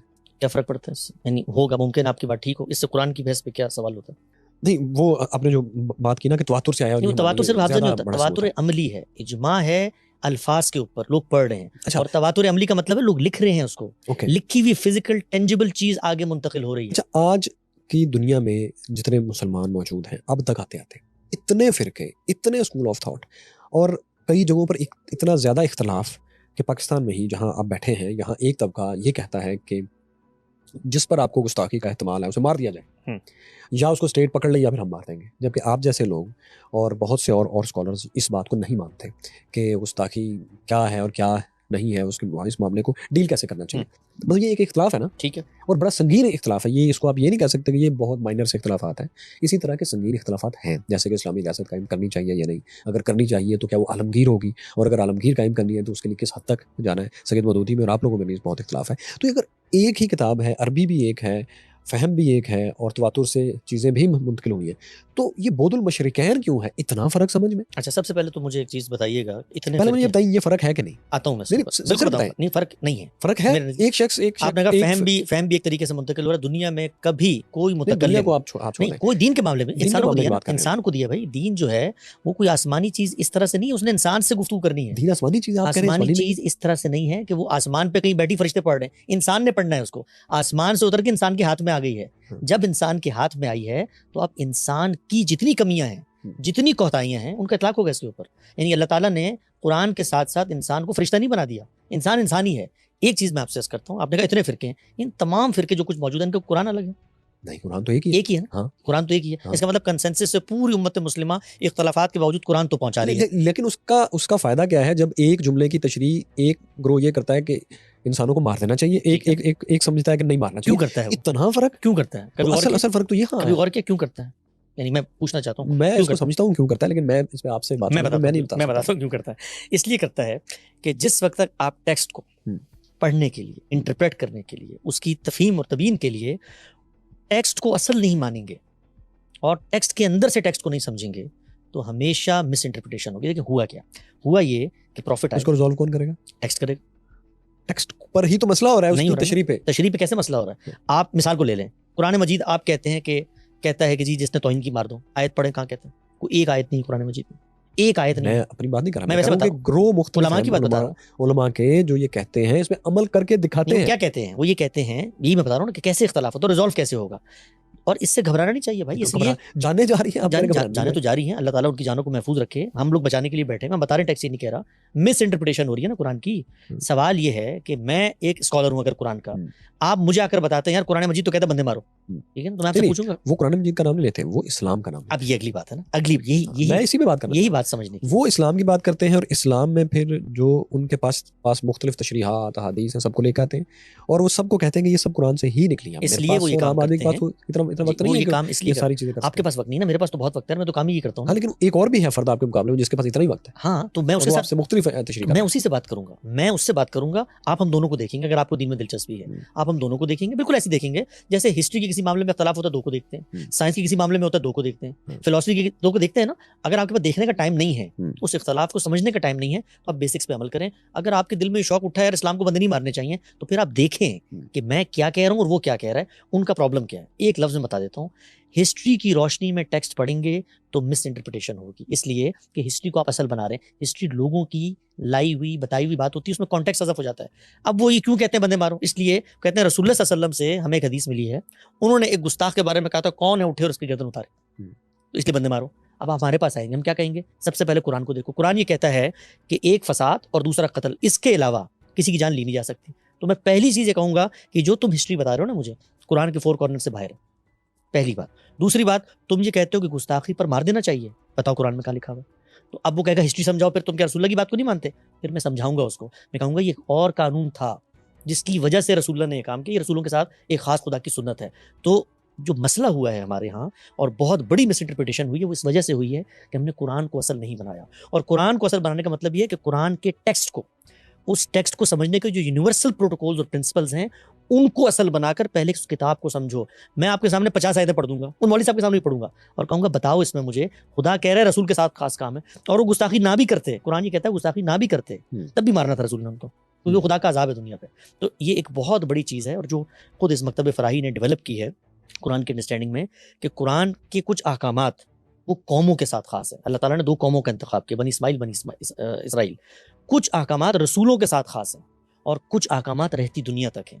غلطی کہاں لگتی ہے؟ غلطی ہوتی ہے جو کام رسول کے ساتھ خاص تھا اس کو آپ اپنے لیے سمجھ لیتے ہیں اور لوگوں پہ اپلائی کرنا شروع کرتے ہیں۔ مجھے یہ بتائیں کہ آپ نے ایک پوڈ کاسٹ میں یہ بھی کہا، یہ جو ساری بات کی ہے اسی اینگل سے سوال میرے ذہن میں آیا کہ آپ نے کہا کہ علماء کو، بہت سے علماء کو، شاید آپ نے علماء کا لفظ نہیں استعمال کیا، مسلمانوں کا کیا، لیکن مجھے آپ کے کانٹیکسٹ میں یہی لگا کہ آپ علماء کی بات کر رہے ہیں جو مشہور علماء ہیں۔ آپ نے کہا کہ انہوں نے اسلامی تاریخ نہیں پڑھی۔ جہاں تک مجھے علم ہے مدارس میں اور جو بھی اسلام کی ہسٹری پر، مذہبی تاریخ کے اوپر اردو میں، انگلش میں کتابیں ہیں، ان کے بنیادی سورسز وہی ہیں، البدایہ نہایا ہوگی، سیرت ابن اسحاق کی باقیات ہوں گی، سیرت ابن ہشام کی باقیات ہوں گی، طبقات اسعاد ہوں گے، یہی چیزیں ہوں گی نا، تو یہ تو انہوں نے پڑھی ہوئی ہیں۔ مجھے یہ نہیں یاد کہ میں نے کس کانٹیکسٹ میں یہ بات کی تھی، آپ نے اس کانٹیکسٹ میں کی تھی کہ ان کو جب کوئی اسلام کا حکم ہوتا ہے تو اس کی بیک گراؤنڈ نہیں علم ہوتی, انہوں نے اسلامی تاریخ صحیح نہیں پڑھی. جی میرا خیال ہے جو بات میں شاید کہنا چاہ رہا ہوں گا, جبکہ یہی 4 5 6 سورس ہیں جہاں سے سارے لیتے ہیں. جو عام مراد ہوتی ہے میری اس طرح کی جب میں بات کرتا ہوں تو وہ یہ ہوتی ہے کہ جو ہم لوگ اختلاف کر رہے ہیں, ہسٹری جو اس وقت ہمارے علماء ہیں, اس وقت جو علماء ہیں وہ اسلام کی ڈفرینٹ انٹرپریٹیشن ماضی میں بھی ہوتی چلی آئی ہیں, وہ قرآن مجید کو لوگ سمجھتے بھی تھے, امت میں اختلاف بھی تھا.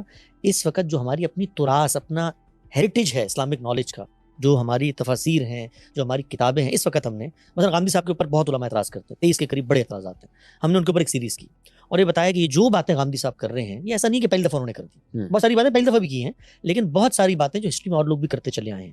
تو ہم یہ بتانا چاہتے ہیں بسا اوقات کہ خود اس وقت کا جو مذہبی ذہن ہے وہ سیاست کے اندر بہت انوالو ہے, وہ اپنے محلے کی مسجد کے اندر جو ایک ماحول دیکھتا ہے مذہب کا, اسی کو سمجھتا ہے کہ یہی پوری امت اور پوری ملت کا سرمایہ تھا.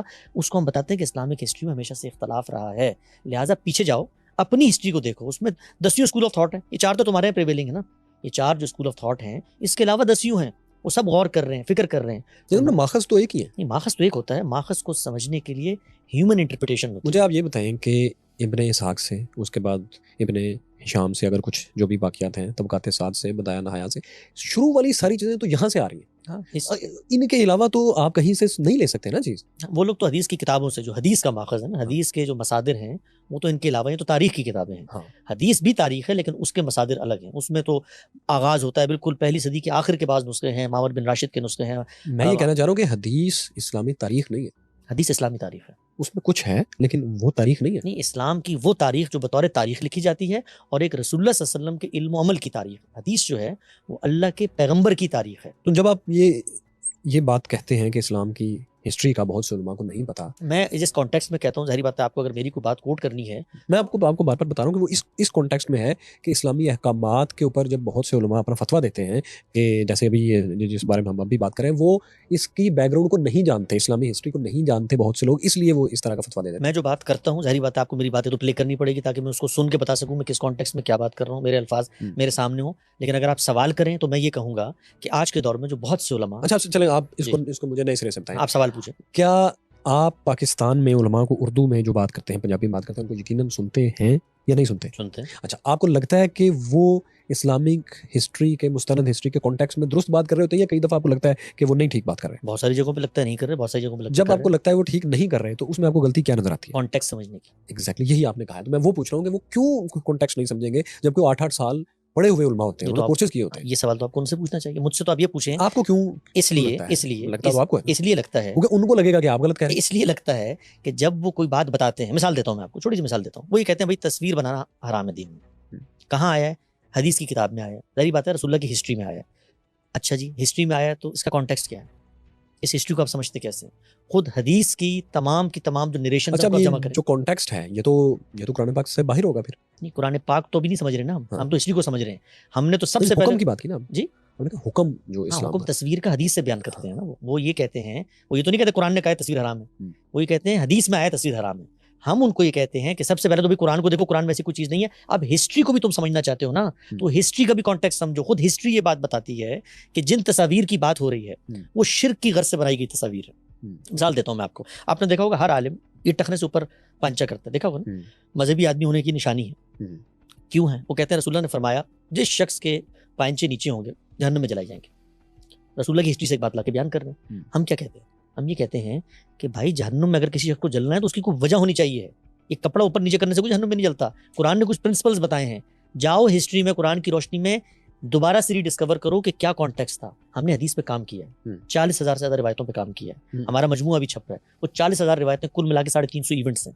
ان ایونٹس کو 40,000 حدیث کا آپ مجموعہ چھاپ رہے ہیں. جی, رسول اللہ صلی اللہ علیہ وسلم کی نسبت سے پچھلے ہم 9 سال سے اس کے اوپر کام کر رہے ہیں. 40,000 حدیث کا آپ ایک مجموعہ چھاپ رہے ہیں جو تمام سیاہ ستہ سے اخذ کی ہوئی. سیاہ ستہ تو بہت مطلب ایک محدود ہے. ہم تقریباً 70-80 کے قریب مصادر اصلیہ جو ہیں حدیث کے, 2 صدی سے 5ویں صدی ہجری تک, ان کو دیکھتے ہیں, ایک موضوع کو لیتے ہیں, اس موضوع سے متعلق روایات کو جمع کرتے ہیں, ہسٹری میں جا کے اس کو ریکنسٹرکٹ کرتے ہیں, اور جب دیکھتے ہیں تو اس میں وہ بات نہیں بیان ہو رہی ہوتی. آپ یہ جو کام ٹیکنو کی بات ہے, ایک اور سوال ٹیکنو کی بات, ایک بات بتا دوں, کانٹیکسٹ میں دیکھیں اس کو. تو رسول اللہ کیا فرما رہے ہیں؟ جس نے تکبر کی غرض سے, اس زمانے میں لوگ اپنی لمبی لمبی قمیضیں نکال کے تکبر سے پھیلائے چلے جاتے ہیں. رسول اللہ نے کہا جو خیلا تکبر کی غرض سے یہ کریں گے ان کو یہ کام نہیں کرنا چاہیے. تو اب تو آپ تکبر کی غرض سے گھڑیاں پہنتے ہیں, تکبر کی غرض سے ویگو ڈالے لے کر آتے ہیں. تکبر کی غرض سے گھڑیاں کیوں پہنیں گے؟ نہیں, اگر کوئی شخص رولکس کی ہیرے والی گھڑی پہن کے شو آف کرنا چاہ رہا ہے تو دین کا حکم اس پر لاگو ہوگا کہ لوگوں کو شو آف مت کرو. عام گھڑیوں پہ نہیں. عام گھڑیوں پہ نہیں. اچھا, اب مجھے یہ بتائیں, مجھے تھوڑی سی دلچسپی ہوئی کیونکہ میرا جو ہے کتاب کا کوئی نام لے تو تھوڑی دلچسپی پیدا ہو جاتی ہے.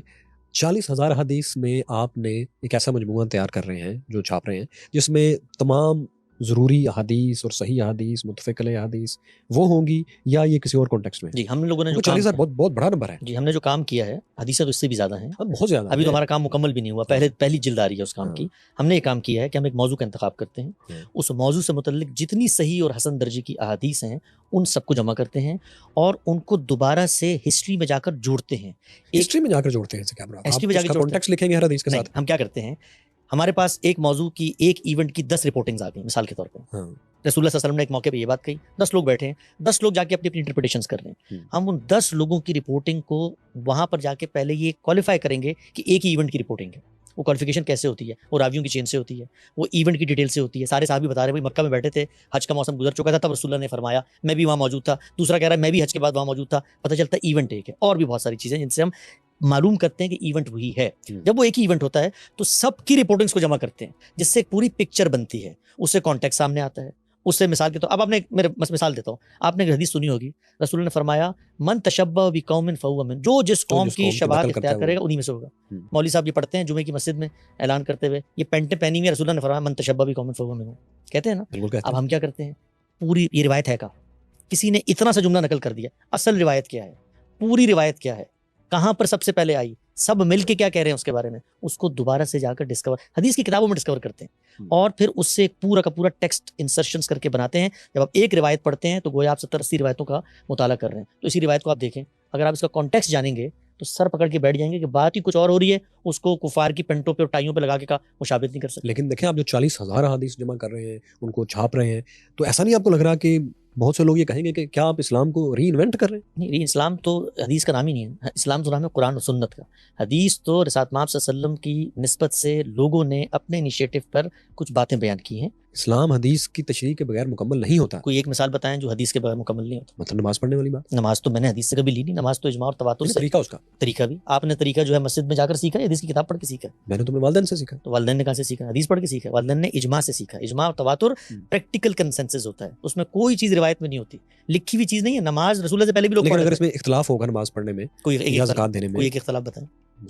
دو فرقے مختلف طریقے سے نماز پڑھتے ہیں. وہ دونوں کی اجازت رسول اللہ نے دی ہوئی ہے. کہاں؟ سنت میں. اسی طرح سے سنت کہاں لکھی ہوئی ہے؟ سنت لکھی ہوئی نہیں ہے, سنت عمل سے آتی ہے. وہ کہیں تو محفوظ ہوگی نا, کہ آج تک تو نہیں, اس طرح آج تک زبانی عمل تو نہیں, اور اب تو لکھی ہوئی ہے. نہیں, وہ تو لکھ بھی لی لوگوں نے, لکھنے میں بھی اس کو آپ حدیث نہیں کہیں گے. نہیں, حدیث لکھی ہوئی کو ہم حدیث کہیں گے. حدیث کے اندر سنت کا بیان بھی, سنت انیشیٹ نہیں. رسول اللہ نے نماز پڑھی ہے بھائی, رسول اللہ نے 2 صحابیوں کو بلا کر کان میں ہی نہیں کہا آج میں تمہیں نماز کا طریقہ سکھاتا ہوں. رسول اللہ نے ایک لمبے عرصے تک ہزاروں لوگوں کے درمیان نماز پڑھی ہے. وہ پریکٹیکل چیز ہے. ہاتھ کہاں باندھ رہے ہیں, اس کے بعد جھکنا کیسے ہے, کبھی ہاتھ باندھے ہیں کبھی ہاتھ نہیں باندھے, جو اختلافات آپ کو نظر آتے ہیں یہ ان معاملات میں اس میں خود رسول اللہ نے اختیار دیا. یہ اختلاف ہے نہیں ہمارے نزدیک. نماز پڑھنے میں کوئی اختلاف نہیں, پوری دنیا میں کوئی اختلاف نہیں. یہ وہ معاملات ہیں جن میں آپ کی ثوابدید پر چھوڑ دیا ہے. کوئی ایک فرقہ پتہ ہے جو اللہ اکبر نہ کرتا ہو, جو سجدے نہ کرتا ہو, جو اختلاف نظر آتے ہیں وہ اختیاری معاملات کے اندر ہیں. تو یہ کوئی نماز تو رسول اللہ صلی اللہ علیہ وسلم کے زمانے میں لوگ پڑھ رہے تھے, قرآن کے آنے سے پہلے پڑھ رہے تھے. نماز تو تمام انبیاء پڑھتے چلے آئے ہیں. نماز کے اندر کچھ چیزوں کی تبدیلی کی گئی, وہ رسول اللہ نے عمل کے ذریعے. آپ کا کہنا یہ ہے کہ حدیث کے بغیر صرف قرآن سے بھی اسلام مکمل ہے؟ حدیث ایک بہت بڑا ذخیرہ ہے رسول اللہ کے علم کا. حدیث کے اندر اگر اللہ کے پیغمبر کا کوئی, لیکن یہ نہ بھی ہو تو کوئی مسئلہ نہیں. پورا قرآن مجید کو پڑھ جائیں آپ, پوری کی پوری سنت کو پڑھ جائیں آپ. حدیث اگر نہ ہو, حدیث تو لوگوں نے پہنچائی ہے بھائی. میرا سوال ہے یہ کہ اگر حدیث نہ ہو, اس کا 2 ٹوک جواب ہے. حدیث نہ ہو تب بھی دین پورا کا پورا, پورے اسرار, پورے زور, پورے ایذان, پورے ایقان سے کہتا ہوں, پورا کا پورا دین مکمل ہے, مکمل ہے, مکمل ہے. صحیح. تو جو آپ 40,000 حدیث جمع کر رہے ہیں, صرف مجھے ایک جملے میں اگر آپ بتائیں کہ اس سے امت کو کیا فائدہ ہوگا؟ امت کو فائدہ ہوگا کہ اللہ کے پیغمبر کی نسبت سے لوگوں نے جو باتیں بیان کی ہیں ان کو ہم قرآن کی روشنی میں رکھ کے بتا رہے ہیں. پیغمبر نے جو باتیں بیان کی اس کی نوعیت کیا ہے. جس وقت قرآن کا کوئی پرنسپل آیا ہے, کوئی پروٹوکول, کوئی پیرامیٹر آیا ہے, پیغمبر نے اس کو اپلائی کیا اپنی زندگی میں, لوگوں کو نصیحت کی ہے. مثال دیتا ہوں میں آپ کو, قرآن نے کہا 2 بہنوں کو ایک نکاح میں جمع مت کرو, اس سے ان کی جو حرمت کا تعلق ہے وہ خراب ہوتا ہے. تو ہر حکم کے پیچھے ایک ریزن ہوتا ہے پیغمبر کیا کرتا ہے آپ کو پتہ ہے؟ اس ریزن کو اٹھاتا ہے اور اس ریزن کو سامنے رکھ کے جو نئی صورتحال سامنے آتی ہے اس پہ اپلائی کرتا ہے. قرآن نے کہا جنگ کے موقع پہ نماز جمع کر لو, ٹھیک ہے. پیغمبر نے عام سفروں میں بھی جمع کر لی. لوگوں نے پوچھا کیوں کیا رسول اللہ؟ یہ سب حدیث میں آتا ہے. حدیث رسول اللہ صلی اللہ علیہ وسلم کی علم کی روایت ہے. وہ علم قرآن کی شرح و وضاحت, قرآن کی اپلیکیشن پہ مبنی ہے. اس کو الگ کر دیں تو قرآن تو اپنی جگہ پر دین ویسی رہے گا. اس کو لے لیں تو دین پر انڈرسٹینڈنگ کیسے کرنی ہے, دین پر عمل کیسے کرنا ہے. پیغمبر خود دین کا سب سے بڑا عالم ہے, پہلا عالم ہے دین کا, سب سے بڑا عالم. وہ اجتہاد کرتا ہے, وہ کہیں چیزوں کو اپلائی کرتا ہے, کہیں وہ اپنی انسانی حیثیت میں کوئی معاملات کر رہا ہوتا ہے. حدیث اس سب کا ذخیرہ ہے. خود دین کے احکامات کو کیسے عمل میں لے کر آنا ہے, خوبصورتی کے ساتھ اس پہ عمل درآمد کرنا ہے, یہ سب ہسٹری سے ملتا ہے. اس کو کچھ بھی نہ ہو اس میں سے, آپ پورا کا پورا قرآن پڑھیں, سنت کے ٹریڈیشن لے لیں, آپ دین پہ عمل کریں گے. یہ علم کی ضرورت ہے. سنت کی ضرورت تو پھر بھی پڑ گئی نا, قرآن پاک سے آپ کو باہر تو آنا پڑ گیا. سنت حدیث میں نہیں ہے. نہیں حدیث بے شک نہیں, لیکن آپ نے جو اس طرح کہا ہے کہ صرف قرآن کافی ہے, قرآن کافی تو قرآن جو بات کر رہا ہے, سنت قرآن کے حکم ہی کی تعمیل ہے. قرآن کہتا ہے نماز پڑھو, نماز کہاں پائی جاتی ہے؟ قرآن پیغمبر کو یہ کہتا ہے, خود پیغمبر کہ اس کے ساتھ آپ کو کچھ اور بھی چاہیے. کچھ بھی نہیں چاہیے. جو کچھ اور آپ ہسٹری میں لے کے جا رہے ہیں وہ نہیں چاہیے. جو چاہیے وہ میں آپ کو بتاتا ہوں. اچھا مجھے ایک اور بات بتائیں کہ کیا مذہب میں یعنی اسلام میں تمام انسان برابر ہیں یا اس طرح ہے کہ صرف مسلمان برابر ہیں؟ تمام انسان کس کے نزدیک, کس حیثیت میں برابر ہے؟ یعنی اللہ کے نزدیک برابر ہے انسان, آخرت کے لیے برابر ہیں, دنیا میں حکومت کے لیے برابر ہیں, کس کانٹیکس میں برابر ہے؟ حقوق کے اعتبار سے. حقوق کے اعتبار سے بالکل برابر ہے. تمام انسان برابر. اور اگر ایک مسلم ریاست ہو تو اس میں رہنے والا غیر مسلم اور مسلمان اور ایک کافر اور ایک مجوسی اور ایک یہودی اور ایک ہندو, تمام کے رائٹس برابر ہیں. اسلام کی نظر میں جو مسلم ریاست اور غیر مسلم ریاست ہوتی ہے, اسلام کی نظر میں جمہوری ریاست ہوتی ہے یا استبدادی ریاست ہوتی ہے. تو اسلام کہتا ہے آپ نے جمہوری ریاست بنانی ہے. جب آپ جمہوری ریاست بنائیں گے, خود قرآن نے بتا دی ہے, پرنسپل بتا دیا, امرهم شورى بینہم, مسلمانوں کا نظم اجتماعی ان کے باہمی مشورے پہ مشتمل ہے. کہاں بتایا ہے امر و شورى بینہم کا مطلب؟ شورى بینہم اس کا مطلب ہے مسلمانوں کا نظم اجتماعی, مسلمانوں کا. نہیں اس میں نظم اجتماعی تو کہیں نہیں ہے. امرهم ان کے درمیان جو معاملہ ہے, ان کے درمیان نہیں, وفی الامر هم یشاورون, ہو گیا جمع. امرهم ان کے درمیان, کن کے درمیان؟ مسلمانوں کے درمیان. جو بہت سارے لوگوں کے درمیان جو امر ہوگا اس کا فیصلہ ہوگا مشورے سے. کیسے یہ اچھا, اب یہ تو ایک ایسی بات ہے کہ جو میرا نہیں خیال کہ دنیا کی تاریخ میں کسی سویلائزیشن میں اس بات کی نفی کی گئی ہو کہ مشاورت سے فیصلہ نہیں ہونا. جب آپ جمہوری بات کرتے ہیں تو وہ ایک پولیٹیکل سسٹم ہے جو بہت بعد میں ایوالو ہوا, ڈیولپ ہوا اور ابھی تک ایوالو ہو رہا ہے. جبکہ اسلام کی ابتدائی تاریخ میں جس جمہوری لفظ سے اب لوگ اس سے جو مطلب لیتے ہیں وہ نہ تو ایتھینین ڈیموکریسی تھی, نہ ہی اسلامی خلافت والی ڈیموکریسی تھی, اور نہ ہی رومن امپائر والی اس کے ریپبلک والی ڈیموکریسی تھی, بالکل سٹارٹ والی بیفور جولیس. تو وہ تو بالکل اور چیز ہے. جو آپ بات کر رہے ہیں یہ تو ایک دانش کی بات ہے جو مجھے نہیں, میرا نہیں خیال کسی اور جگہ پر نہ ہو کہ مشورے سے کام کرنا چاہیے. اسلام نے ایک پرنسپل دیا ہے, اس پرنسپل کو انسانوں نے اپلائی کرنا. آپ نے کہا کہ یہ قرآن پاک میں ہے, مجھے بتائیں کہاں ہے. میں بتا رہا ہوں آپ کو.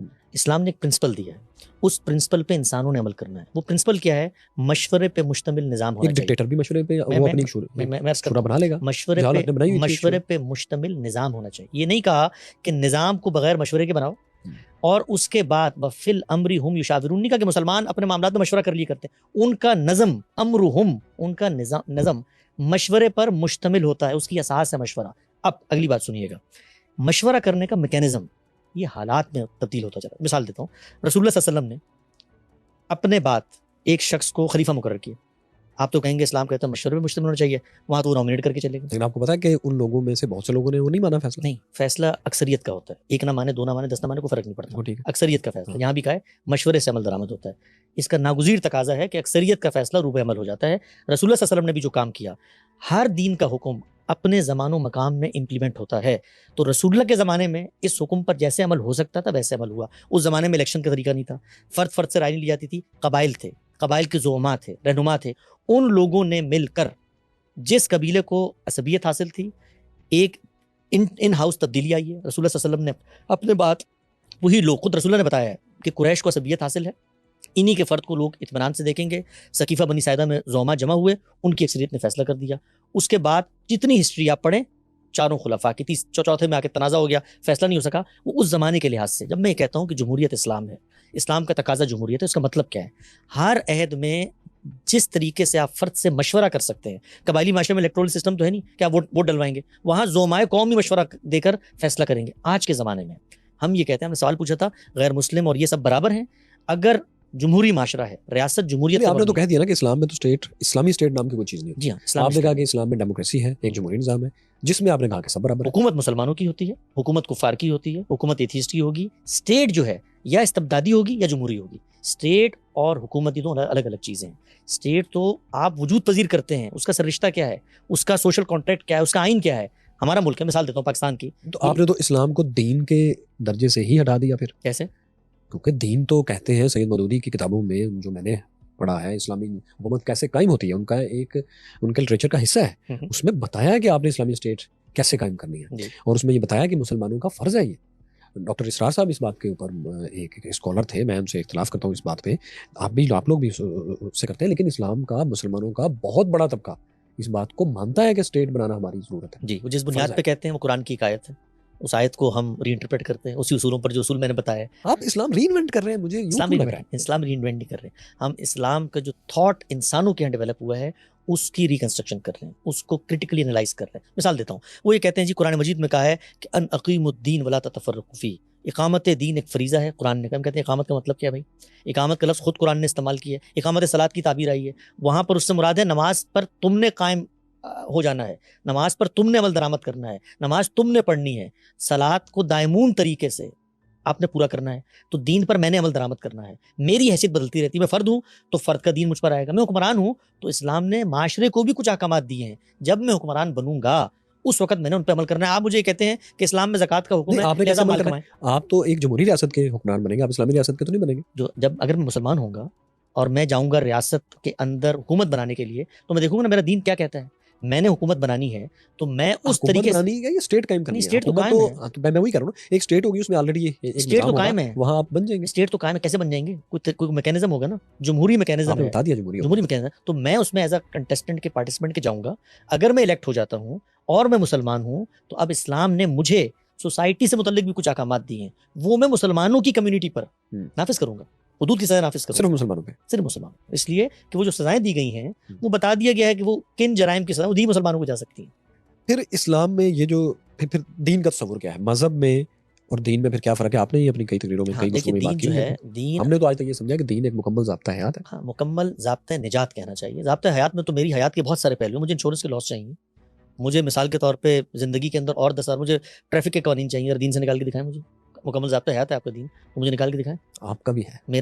میرا جو ہے وہ ضابطہ نجات ہے. میں کیا کہتا ہوں؟ میں یہ کہتا ہوں دین نے ایک مقصد دیا ہے مجھے. وہ مقصد کیا ہے کہ میں نے اپنے آپ کو پیوریفائی کرنا. یہ دین کا مقصد ہے. پیوریفائی کرنا کس چیز سے؟ اپنے آپ کو پیوریفائی کرنا ہے ان ایولز سے, ان علائشوں سے, ان منکرات سے جس کو میری فطرت کہتی ہے کہ یہ منکر ہے. کیسے کرنا ہے؟ اخلاق کی تطہیر کرنی, جھوٹ نہیں بولنا, حسد نہیں کرنا, کینہ نہیں کرنا, چوری نہیں کرنی, بغض نہیں کرنا, تکبر نہیں یہ کرنا. سب تو آپ بغیر مسلمان ہوئے بھی کر سکتے ہیں, بالکل کر سکتے ہیں. اس سے اگلی بات بھی ہے, دنیا کے اندر بہت سارے معاملات میں فیصلہ نہیں کر سکتا. مثال کے طور پہ میں نے اپنے خالق کے ساتھ تعلق کا اظہار کرنا ہے, کیسے کروں؟ عقل کی بنیاد پہ کر کے دکھائیں ذرا مجھے. اس میں پیغمبر آیا ہے بتانے کے لیے کہ نماز پڑھنی ہے, خالق بتائے گا نا کیسے کرنا ہے.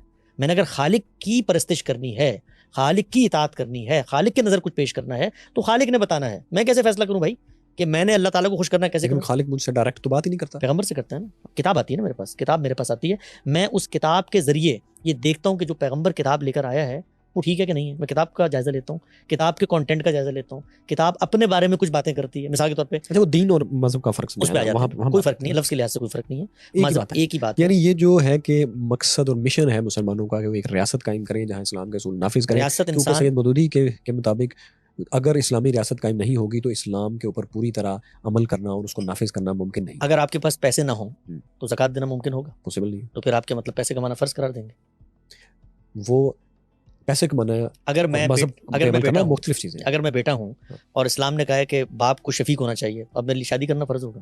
یعنی آپ کے مطابق کہ اسلامی ریاست کا قیام اسلام میں فرض نہیں ہے. ریاست انسان بناتا ہے اپنی ضرورت کے تحت. یہ دنیا میں جن لوگوں نے ریاست بنائی ہوئی ہے اس وقت, ہر جگہ پہ ریاست ہے نا, اسلام کو پڑھ کے بنائی ہے. بھائی ریاست ایک فطری ضرورت ہے, کس چیز سے پیدا ہوتی ہے؟ ریاست اس احساس سے پیدا ہوتی ہے کہ میری جان مال آبرو کا. میرے خیال یہاں تھوڑی سی کنفیوژن ہو رہی ہے. ایک ہے communist state, one party system, ایک ہے ریپبلک, ایک ہے فیڈریشن, ایک ہے مونارکی. مختلف طرح کی اسٹیٹس تو ہیں. جب وہ لوگ, وہ مکتبہ فکر جو کہتا ہے اسلام کو اسٹیٹ بنانی چاہیے, وہ یہ کہتا ہے کہ اسٹیٹ وہ جس میں سسٹم اسلام کا ہو, جیسے اب ایک فیڈریشن کا, جیسے میں نے یہ سارے سسٹم. اسلام کو سسٹم دیتے ہی نہیں. اسلام اسٹیٹ کا کوئی سسٹم نہیں دیتا. کوئی سسٹم نہیں دیتا. اسلام صرف بنیادی اصول بتاتا ہے. پہلا اصول میں نے آپ کو بتایا, جمہوریت پر مبنی ہوگی. باقی کچھ چھوٹی چھوٹی چیزیں وہ بھی اخلاق پر مبنی ہیں. بھائی ان لوگوں کے پھر اصول تو دیتا ہے نا وہ, اصول دیتا ہے, سسٹم نہیں دیتا. سسٹم پتہ کیسے کہتے ہیں, یعنی سسٹم کا مطلب یہ ہوتا ہے بھائی پھر وہ کس لیے دیا؟ اگر اسٹیٹ بنانی نہیں تو پھر اسلام نے وہ اس لیے کہ آپ بنانا چاہیں تو آپ کے سامنے اسلام کی ہدایت ہے. اس کا مطلب ہے کہ بنا سکتے ہیں لیکن فرض نہیں ہے آپ کا یہ موقع. میں اور آپ آج فیصلہ کریں کہ ہم دونوں نے امیزون کے جنگل میں جا کے رہنا ہے. آپ تو میرے ساتھ جائیں گے نہیں, میں اکیلا چلا جاؤں اگر, تو میں نے جا کے رہنا ہے وہاں پہ. اسلام کی مجھ پہ کوئی قدر نہیں. میں وہاں جا کر عبادت کروں, میں وہاں جا کر اللہ کے حقوق پورے کروں, جو کچھ ہے. ویسے امیزون کے جنگلوں میں جانے والا ایڈونچر اچھا ہے, اگر آپ کو اگر جایا جا سکے تو جانا چاہیے. تو اسلام آپ پر یہ لازم بن گئی ہے اسٹیٹ, اب وہ آئے گا. بھائی اگر جمہوری انداز سے نہیں بناتے لوگوں کی ایک تلفی ہوگی. اچھا تم مسلمان حکمران ہو نا, کچھ تم پر دینی ذمہ داری ہے. مثلا اسٹیٹ کے اندر جمعہ پڑھاؤ گے نا, تم نے پڑھانا جا کے جمعہ, اگر تم حکمران ہو. یہ مسجد مولویوں کی ذمہ نہیں کرنی, یہ ہے. ذرا یہ اسلامی نظام بتائیں مولویوں کو, آپ سے پوچھیں گے وہ کہیں گے نہیں چاہیے والا اسلامی نظام. اسلامی نظام جو اصل ہے, جو دین کے مطابق ہے. غامدی صاحب نے اپنے ایک مضمون میں اسلام ریاست جوابی بیانیہ ان 10 احکامات کو لسٹ کر دیا ہے جو معاشرے سے متعلق ہیں. اسلام اصلاً فرد کو مخاطب کرتا ہے, فرد کی ڈفرینٹ کیپیسٹیز ہیں. میں آج فرد ہوں, کل اسکول کا پرنسپل ہوں, پرسوں ایک قاضی ہوں, ترسوں میں ایک ریاست کا سربراہ ہوں. سربراہ بنوں گا, مسلمان اکثریتی ملک ہے, تو میں جو قانون دین نے مجھے دیا ہے مجھے اس پر عمل کرنا ہے. نافذ تو کوئی چیز ہوتی نہیں, عمل کیا جاتا ہے. میں حکمران ہوں تو میں نے دین پر عمل کرنا ہے. مجھے بھی کچھ ہدایات اس نے دی ہیں, وہ میں مسلمانوں کو بتاؤں گا, ان پر عمل درآمد کرواؤں گا. ان چیزوں میں عمل درآمد کراؤں گا جن پہ عمل درآمد کرانا. مثال موسیقی لوگ سنتے ہیں, میرے نظریے کے مطابق غلط بھی ہو, میں اسلامک اسٹیٹ کا سربراہ ہو کر بھی کچھ نہیں کر سکتا. سعودی عرب کے اندر ان کا نقطہ نظر یہ تھا کہ اسلام یہ کہتا ہے کہ جی عورتیں ڈرائیونگ نہیں کر سکتی. 2 طرح کے احکام ہوتے ہیں اسلام میں, ایک وہ جو فرد کو بحیثیت فرد دیے گئے ہیں اور ایک معاشرے کو دیے. اس معاملے میں جو فرد کوئی مداخلت نہیں کر سکتا, کسی کا حق نہیں ہے. جس طرح طالبان عورتوں کی تعلیم پہ پابندی لگا رہے ہیں, موسیقی طالبان کے نزدیک حرام ہو, میں ان کو رائٹ دیتا ہوں کہ تم اپنے نزدیک یہ تھاٹ امپلیمنٹ نہیں کر سکتے, اسٹیٹ کا کام نہیں. تو مسلمانوں کا حکمران آئے گا, اگر وہ مسلمان ہے جمہوری انداز میں معاملات کو لے کے چلے گا, اور اس کے بعد پارلیمانی جمہوریت, صدارتی نظام, متناسب نمائندگی, 5 سال کا الیکشن, بی ڈی سسٹم, یہ دین کا موضوع نہیں ہے. سسٹم کیا بناتا ہے؟ فیڈریشن کا بناتا ہے, یونائٹڈ اسٹیٹس کی طرح صوبوں کو انڈیپینڈنٹ باڈیز قرار دیتا ہے, کچھ بھی بنائے, یہ دین کا موضوع نہیں. تو مجھے اب یہ بتائیں کہ اگر یہ موضوع نہیں ہے تو اسٹیٹ میں جو حلال اور حرام کی ساری تمیز ہے کہ اس کو نافذ کرنا ہے, وہ کہاں ہے؟ کیونکہ کئی علماء ہیں, نام لیے بغیر میں آپ کو آپ بہت اچھی طرح جانتے ہیں, وہ یہ کہتے ہیں کہ شراب جو ہے مطلب حرام نہیں ہے.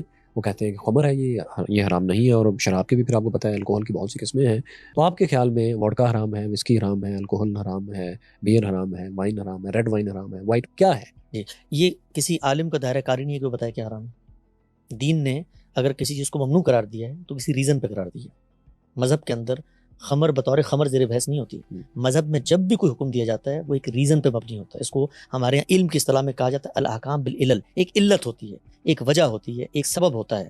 تو جس وقت قرآن مجید نے خمر کو ممنوع قرار دیا تو وہاں خمر کی کوئی صنف زیر بحث نہیں ہے, اس کے اثر زیر بحث ہے. وہ چیز جو آپ کی عقل کو ساکت کر دے, وہ چیز جو آپ کی عقل کو ساکت کرتی ہے, وہ اگر زیادہ استعمال میں ساکت کرتی ہے اس کا تھوڑا استعمال بھی ممنوع ہے. کیوں؟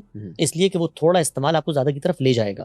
تو ریڈ ہو, بلو ہو, وڈکا ہو, جو بھی آپ نے ماشاءاللہ کافی زیادہ نام آپ کو یاد ہیں اس بارے میں, یہ جو آپ نے نام یہ لوگ بتاتے ہیں مشہور ہیں, مجھے نہیں پتہ یہ. تو یہ والے جو نام ہیں, آپ امریکہ میں رہتے ہیں؟ ہاں امریکہ میں رہتے ہیں لیکن ہم اچھے ماحول میں رہتے ہیں. تو وہاں پر یہ جتنی چیزیں ہیں وہاں اسلام نافذ ہے. وہاں اگر آپ مجھ سے کہیں میں مسلمان ہوں, میں وہاں پر الحمدللہ 100% اسلام پر عمل درآمد کر رہا ہوں. وہاں پر مسلمانوں کی ریاست نہیں ہے, نہ مسلمانوں کی اکثریت ہے, نہ ان کے پاس حکومت ہے, جمہوری ریاست ہے. اور مجھے اپنے دین پر عمل درآمد کرنے میں کوئی دقت, کوئی ایک نقطہ ایسا نہیں ہے, ایک نقطہ پوری ذمہ داری سے عرض کر رہا ہوں, جو مجھے اسلام کی ہدایات پر عمل درآمد کرنے سے روکے. تو میں اس غیر مسلموں کے معاشرے میں آپ نے کی ہیں بیسیکلی یہ سیکولر اور لبرل ڈیموکریسیز کی باتیں ہیں. اور آپ کو پتہ ہے کہ مسلمانوں کا جو ایک جمع وفیر ہے, جو ایک سواد اعظم جس کو کہتے ہیں, سواد اعظم ان سے اتفاق نہیں کرتا. نہ کرے, کیا فرق پڑتا ہے؟ وہ دلیل دے گا نا. سواد اعظم ہو یا سواد اصغر ہو, اس کی کوئی ہمیشہ دنیا میں دلیل پہ بات چلتی ہے. جو مسلمانوں کا سواد اعظم ہے, آپ نے ٹھیک کہا, وہ یہ کہتے ہیں کہ اسٹیٹ کی سطح پر جو دین کے احکامات ہیں ہم نے ان کو نافذ کرنا ہے. اور جہاں سے وہ یہ بات کرتے ہیں وہ قرآن مجید کی بعض آیات ہیں, اس کی مس انٹرپریٹیشن ہے. مثال کے طور پہ قرآن مجید میں آیا ہے کہ امر بالمعروف کرو, وہی کہتے ہیں بھئی امر بالمعروف کا مطلب یہ ہے کہ عورتیں ڈرائیونگ نہیں کریں گی, اس لیے کہ ہمارے نزدیک دین نے عورتوں کو گھر میں بند کر دیا ہے. گھر میں بند کر دیا ہے تو کہیں گے وہ کرنا فی بیوتکن, قرآن میں آیا عورتوں کو گھر میں بند کرو. بند کرنا تو اس کا پردہ کرو, پردہ کرنے کا کہاں حکم آیا, کہیں گے سورہ عذاب میں ہے جلباب نیچے گرا لو. پھر اس کے بعد آپ کہیں گے وہ گھر میں بیٹھ کے موسیقی بھی نہیں سن سکتی, اس کا حکم کہاں ہے, وہ کہیں گے لاہو الحدیث کا ایک لفظ آیا ہے, اس کی ابن عباس رضی اللہ تعالیٰ نے تفسیر کی. یہ سب چیزیں وہ بیان کریں گے, ادھر سے ادھر سے, قرآن سے, حدیث سے, فقہ سے, اجماع سے لے کر آئیں گے. ہمارے پاس جب لے کر آئیں گے, ہم لوگ طالب علم مزاج لوگ ہیں, ہماری کوئی عصبیت نہیں ہے, ہماری کوئی فرقہ نہیں ہے, ہمارے پیچھے آگے کوئی اسٹیٹ اسٹرکچر نہیں ہے, نہ ہماری کوئی ایمبیشن ہے کہ ہم اپنی فکر, ہم طالب علم لوگ ہیں, کرٹیکلی چیزوں کو انالائز کرتے ہیں. آپ آیت پڑھیں گے, کہیں گے جی قرآن مجید میں تو مثال کے طور پر لہو الحدیث سے مراد ابن عباس نے موسیقی لی تھی, تو ہم یہ کہیں گے کہ بھئی یہ لہو کا لفظ اور بھی جگہ قرآن میں آیا, کہ آپ اس سے بھی یہ مراد لیتے ہیں. تو ہر جگہ پر ہم کرٹیکلی ریفیوٹ کرتے ہیں اس فکر کو جو دین کے نام پر پیش کی جاتی ہے, سورس کوڈ میں جا کے ویریفیکیشن کا عمل کرتے ہیں, یونیورسل فنڈامنٹل پرنسپلز اور پروٹوکول ہیں جس کے اوپر بات کرتے ہیں. صحیح. ایک آخری سوال میں کروں گا کیونکہ کافی طویل گفتگو ہو چکی ہے ہماری. پتہ نہیں چلا کیونکہ آپ نے اصل میں جوابات جو ہیں اتنے ڈائریکٹ دیے اور مجھے اتنے زیادہ کویشچن کرنا پڑے کہ کئی لوگوں کو لگ رہا ہوگا میں آپ کو مختلف جگہوں پر کاٹ رہا ہوں, اور I am sorry for that, آپ کے فینس دیکھ رہے ہوں گے, لیکن وہ مجھے فوری طور پہ بعض جگہوں پر اس لیے آنا پڑتا ہے کہ مجھے لگتا ہے کہ وہ جو پن پوائنٹ ڈائریکشن تھی آنسر کی وہ مس ہو رہی ہے. تو میرا یہ بڑا مسئلہ ہوتا ہے. آپ کا پروگرام ہے, جو چاہیں کریں. آپ مہمان ہیں ہمارے, آپ کی بڑی عزت ہے. اچھا سر, مجھے آپ یہ بتائیے کہ جو سب کچھ آپ نے بتایا ہے اس میں جو بار بار میں جس چیز پہ مجھے پریشانی تھوڑی سی ہو رہی ہے وہ یہ کہ اگر میں آپ کی ساری باتیں درست مان لوں تو مجھے ساتھ یہ بھی ماننا پڑے گا کہ زیادہ تر لوگوں کے پاس اسلام کا صحیح فہم نہیں ہے. اچھا, ہمارے بہت سے دوست اور اپنی زندگی میں بہت سے علماء سے, اسکالر سے اور بعض اس طرح کے لوگ جو کسی دینی مدرسے سے تو نہیں پڑھے لیکن بہت پڑھے لکھے ہیں اسلام کے بارے میں, ان کے سامنے جب کوئی بھی مسلمانوں کا مسئلہ رکھا جاتا ہے تو وہ کہتے ہیں آپ کو اصل میں اصل اسلام کا نہیں پتہ, اصلی اسلام کے مطابق یہ چیز نہیں ہے. جب اس کے اپوزٹ فرقے سے یا اپوزٹ اسکول آف تھاٹ سے بات کی جاتی ہے تو وہ بھی یہی کہتے ہیں کہ آپ کو اصل اسلام کا نہیں پتہ. مجھے اس جواب میں ایک پرابلم ہے, وہ یہ کہ کیا ایسا نہیں ہے کہ ایک اتھارٹی اسلام کی ہونی چاہیے جو کہ کسی چیز کی فائنل انٹرپریٹیشن کرے, کیونکہ اگر وہ نہیں کرے گی تو جو اختلاف ہے جو بہت سی جگہوں پر خونی بھی ہو جاتا ہے اور مسائل پیدا کرتا ہے وہ نہیں ہوگا. کیا ایک اتھارٹی نہیں ہونی چاہیے جو ان چیزوں کی تشریح کرے؟ ایک سوال یہ, اور دوسرا اینگل اس کا یہ کہ کیا پھر اگر ایک اتھارٹی نہیں ہونی چاہیے تو کیا یہ اوپن فرنچائز ہونی چاہیے کہ اسلام کی جو چاہے جو مرضی تشریح کر دے اپنے گلی محلے شہر چوک میں اور اس کے مطابق لوگوں کو تبلیغ کرے؟ یہ ایک اتھارٹی پولیٹیکل آرام میں کیوں نہیں بناتے آپ؟ یہ ایک اتھارٹی صحافت کی آرام میں کیوں نہیں بناتے آپ؟ یہ ایک اتھارٹی ہسٹری کی نریشن, اس کی انٹرپریٹیشن میں کیوں نہیں؟ کیونکہ وہ مقدس نہیں ہے. مقدس سے کیا مراد ہے؟ مقدس وہ خدا کی دی ہوئی نہیں. خدا کی دی ہوئی ہونے نہ ہونے سے کیا فرق پڑتا ہے؟ کیونکہ اگر میں جرنلزم کی ڈیفینیشن بدل بھی دوں تو کسی کو کوئی فرق نہیں پڑتا. لیکن اگر میں جرنلزم کی ہسٹری کی انٹرپریٹیشن کی, بہت سے لوگوں نے کی نا کہ یہ ہسٹری ہے, یہ ہسٹری, اس کو ہم ہسٹری کہہ سکیں گے, اس کو نہیں کہہ سکیں گے, ٹھیک ہے. ہیروڈوٹس سے لے کے ابن خلدون سے لے کے ماڈرن دور تک, پوائنٹ بی تک مختلف طرح سے ہسٹری کی انٹرپریٹیشن کی گئی کہ اس طرح ہسٹری ہوگی, اس کو ہسٹری کہیں گے, اس کو نہیں کہیں گے. یہ چیز اس سے کوئی فرق نہیں پڑتا. کیوں نہیں پڑتا؟ نہیں, کیا فرق نہیں پڑتا؟ میں بتا رہا ہوں, اس سے یہ فرق نہیں پڑتا کہ ایک گروہ دوسرے کے خلاف لشکر لے کے آ جائے گا. لیکن مذہب میں اگر میں ایسی تشریح کروں گا جو آپ سے بالکل الٹ ہے, تو آپ کو پتا ہے کہ اسلامی ہسٹری میں نقطہ نظر کے اوپر لوگوں نے جیلیں کاٹی ہیں, لوگ قتل ہوئے ہیں, حکومتیں بدلی گئی ہیں, جنگیں ہوئی ہیں, اور بڑے قیمتی لوگوں کے بیچ میں جنگیں ہوئی ہیں انٹرپریٹیشنز پر. جی, تو یہ ہٹلر کون سا مذہبی نیریٹو پڑھ کے جنگ کرنے گیا تھا؟ نہیں, ہٹلر کی میں بات نہیں کر رہا, میں کہہ رہا ہوں کہ وہ مقدس نہیں ہے. نہیں, ہم بات کر رہے ہیں, آپ نے کہا جانے جاتی ہیں, آپ نے کہا اتھارٹی بننی چاہیے. اتھارٹی کیوں بننی چاہیے؟ اس لیے کہ اختلاف نہ ہو. اختلاف نہ ہو, اور اختلاف آپ نے خود فرمایا اگر اس نوعیت کا ہو جو صحافت میں, تاریخ میں, سیاست میں ہوتا ہے تو چلیں گوارا کر لیں. یہاں تو بندے مارے جاتے ہیں, تو بندے تو سیاسی نظریات میں مارے جاتے ہیں. ہاں, تو اسی کو کنڈیم کیا جاتا ہے نا. نہیں, کنڈیم کسی مجھے کو بتائیے کیا ہٹلر بہت اچھا جملہ کہا آپ نے, کنڈیم کسی کو کیا جاتا ہے؟ اس کی آئیڈیالوجی کو. اس آئیڈیالوجی کو. یہی نقطہ ہے. جس وقت انسان دنیا میں ہوتے ہیں اور وہ چیزوں کو انٹرپریٹ کرتے ہیں, انسانوں کو باٹا کا جوتا نہیں بنا سکتے. آپ نے کہا اتھارٹی, بھائی اتھارٹی کے لیے پہلے اتھارٹی کو بنوانا پڑے گا نا. میں پوری پاکستان کے علماء کو بٹھاؤں گا تو کیا یہ اوپن فرنچائز ٹھیک ہے؟ بالکل اوپن ہے, دنیا اوپن ہے بھائی, دنیا اوپن فرنچائز ہے. یس وہ ہے, لیکن اس میں یہ پرابلم نہیں ہے کہ ایک شخص اپنی آئیڈیالوجی کو مقدس کہہ کے اپنا گروہ بنا لے گا. یہ اس طرح نہیں پاسبل. مذہب یہ اجازت اور یہ سہولت آپ کو دیتا ہے. بھائی آپ مجھے یہ بتائیے کہ سیاسی نظریات دنیا میں جنگوں کا باعث بنے کہ نہیں؟ بالکل بنے. جانے گئی ہیں کہ نہیں؟ ایگزیکٹلی, وہاں کیوں نہیں اتھارٹی بناتے ہیں؟ Exactly this is what I am seeing. اس کا مطلب ہے کہ مذہب اور سیاست کی آئیڈیالوجیز, نیشنلزم, یہ ایک ہی چیز ہے. دنیا کی ہر انٹرپریٹیشن, ہیومن انٹرپریٹیشن ایک ہی چیز ہے. ہر انٹرپریٹیشن از دی ریئلٹی. تو یہ that's what I am saying کہ آپ اسلام کیا ہوا؟ کوئی فرق نہیں ہوا, کوئی فرق نہیں ہوا. آپ ایک شیکسپیئر کے شعر کو پڑھتے ہیں, اس کو سمجھتے ہیں. شیکسپیئر کے شعر میں اور آیت میں فرق ہے. کوئی فرق نہیں ہے, میں بتاتا ہوں کیا کوئی فرق نہیں ہے. انڈرسٹینڈنگ کے لحاظ سے کوئی فرق نہیں ہے. شیکسپیئر کا شعر بھی الفاظ پر مشتمل ہے, ایک جملے پر مشتمل ہے. وہ الفاظ لغت میں آئے ہیں, کنسنسس سے منتقل ہوئے ہیں, سمجھیں گے, دو تشریح کریں گے آپ. یہی فرق دنیا کو سمجھانا ہے. تو پھر فرق کیا ہوا؟ فرق یہ ہوا کہ وہ شیکسپیئر جو بات کر رہا ہے وہ انسان کی بات ہے. یہاں جس کلام کو میں اور آپ پڑھنے جا رہے ہیں وہ خدا کا کلام ہے. اس کلام کی انٹرپریٹیشن میں نے اور آپ نے کرنی ہے, اس میں فرق ہوگا. اچھا چلیں اس کو ایک اور اینگل سمجھتے ہیں. ایک اچھا انسان مسلمان نہیں ہے اور ایک اچھا انسان مسلمان ہے, دونوں میں کیا فرق ہے؟ ایک اچھا انسان مسلمان نہیں ہے, آخرت کے لحاظ سے پوچھ رہے ہیں کہ اس کے لیے دنیا میں تو میرے لحاظ سے سارے انسان ملد بن جائیں تو فرق نہیں ہوگا. میں تو ہمیشہ دین، اگر آپ مجھ سے پوچھیں گے میں تو معاملے کو آخرت کے لحاظ سے دیکھوں گا. دنیا میں تو سارے اچھے مسلمان بن جائیں، سارے ملدین اچھے بن جائیں، دنیا کا نظام تو چلتا رہے گا. سوال یہ ہے کہ میرے ورلڈ ویو میں اگر کوئی خدا ہے تو خدا کے زاویے سے میں جواب دے سکتا ہوں. دنیا میں تو جو چاہیں کریں آپ، مجھے کیا فرق پڑتا ہے اس سے؟ آخرت کا کیا ثبوت ہے آپ کے آخرت پاس؟ کا یہ ثبوت کیا ہے؟ آخرت کا ثبوت میرے پاس میری فطرت کے مقدمات ہیں، میرا عقلی شعور ہے اور پیغمبروں کی گواہی ہے. میری عقل یہ کہتی ہے کہ اگر میں ایک باشعور مخلوق ہوں اور یہ وجودی حقیقت ہے کہ میں مخلوق ہوں، مجھے کوئی بنانے والا ہے، تو میں انفر کرتا ہوں کہ جو نیکی بدی کا اس نے مجھے شعور دیا ہے، یہ زمین یا آسمان، یہ ارادہ اختیار، یہ کوئی برائی کا غلہ نہیں ہے، یہ کیلنڈر کا کھیل نہیں ہے، رام کی لیلا نہیں ہے. اگر یہ ہے اور اس کا کوئی پروردگار ہے تو اس کو ایک جزا و سزا کا دن مرتب کرنا چاہیے. یہ پلازیبل تھیوری تھی میرے ذہن میں.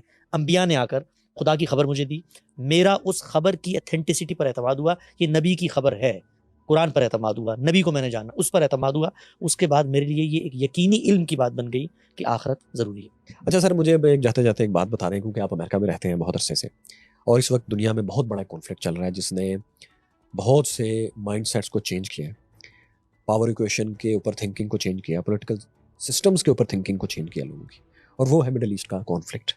کہ لبرل ڈیموکریسیز کے بارے میں جو کچھ بھی لوگ جانتے تھے، وہ مڈل ایسٹ کی اسرائیل غزہ وار نے اس کو تحقیق کر دیا کہ یار یہ لبرل ڈیموکریسیز کا یہ چہرہ تو ہمارے سامنے نہیں تھا.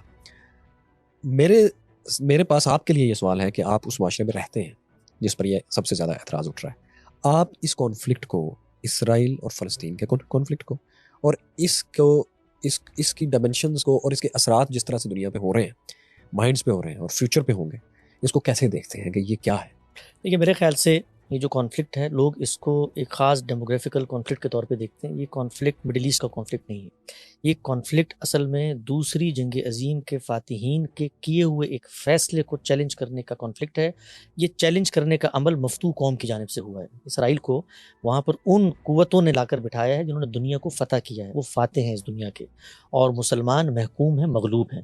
انہوں نے ایک ریاست کو وہاں وجود بخشنے کے بعد جو ہونا چاہیے تھا وہ یہ کہ مسلمان اس چیز کو پہچانتے کہ دنیا کے اسٹیج پر وہ ایک ناکام قوم ہے، مفتوح اور مغلوب قوم ہے. ان کے پاس طاقت نہیں ہے، ٹیکنالوجی نہیں ہے، سرمایہ نہیں ہے، عالمی قوتوں کے ساتھ آئیڈیلزم کی بنیاد پہ وہ معاملہ نہیں کر سکتے. اللہ کا شکر ہے، فضل ہے، کرم ہے کہ کم سے کم 1928 کے بعد یہ اصول مان لیا گیا ہے کہ وہ لوگ ہم پر فتح کر کے قبضہ نہیں کر سکتے. تو جو کچھ ہمیں ملا ہوا ہے اس کو آئیڈیلزم کی بنیاد پہ نہیں، پریکٹیکل وزڈم کی بنیاد پر ان عالمی قوتوں کے ساتھ معاملات کریں، نیگوشیٹ کریں. 2 اسٹیٹ کا ایک سولوشن ہمارے پاس موجود تھا. ہم نے پہلے دن سے فلسطین کی جو مذہبی قیادت ہے اس نے اس کو نہیں مانا، اور جو رستہ اختیار کیا وہ مسلح جدوجہد کا تھا. فلسطین کی سیاسی قیادت کئی مراحل پہ اس سے مختلف نقطہ نظر رکھتی رہی، لیکن مذہبی قیادت ڈومینیٹ کرتی رہی. اس وقت جو کچھ آپ کو نظر آ رہا ہے وہ ایک شروع ہونے والے کانفلکٹ کے ریپرکشنز ہیں. یہ ایسا نہیں ہے کہ آج امریکہ نے کہا ہے اسرائیل کو کہ جا کر تم فلسطین کے بچے مار دو. ایک کرائسس کو ہسٹری گزر چکی ہے، اور اس میں وہ اس جگہ پر پہنچ چکے ہیں کہ اس خطے کے لوگ دوسری ریاست کو تسلیم کرنے پر آمادہ نہیں ہیں. تو اب عالمی قوتیں یہ کہتی ہیں کہ اس کو بٹھانے کا فیصلہ ہم نے کیا تھا، اور ان کی آشیرواد سے وہ اپنی بقا، اپنے وجود، اپنا تسلط کہیے، ظلم کہیے، وہاں پر اس نے قبضہ کر لیا، کچھ بھی کہیے، اس کا تحفظ کر رہا ہے.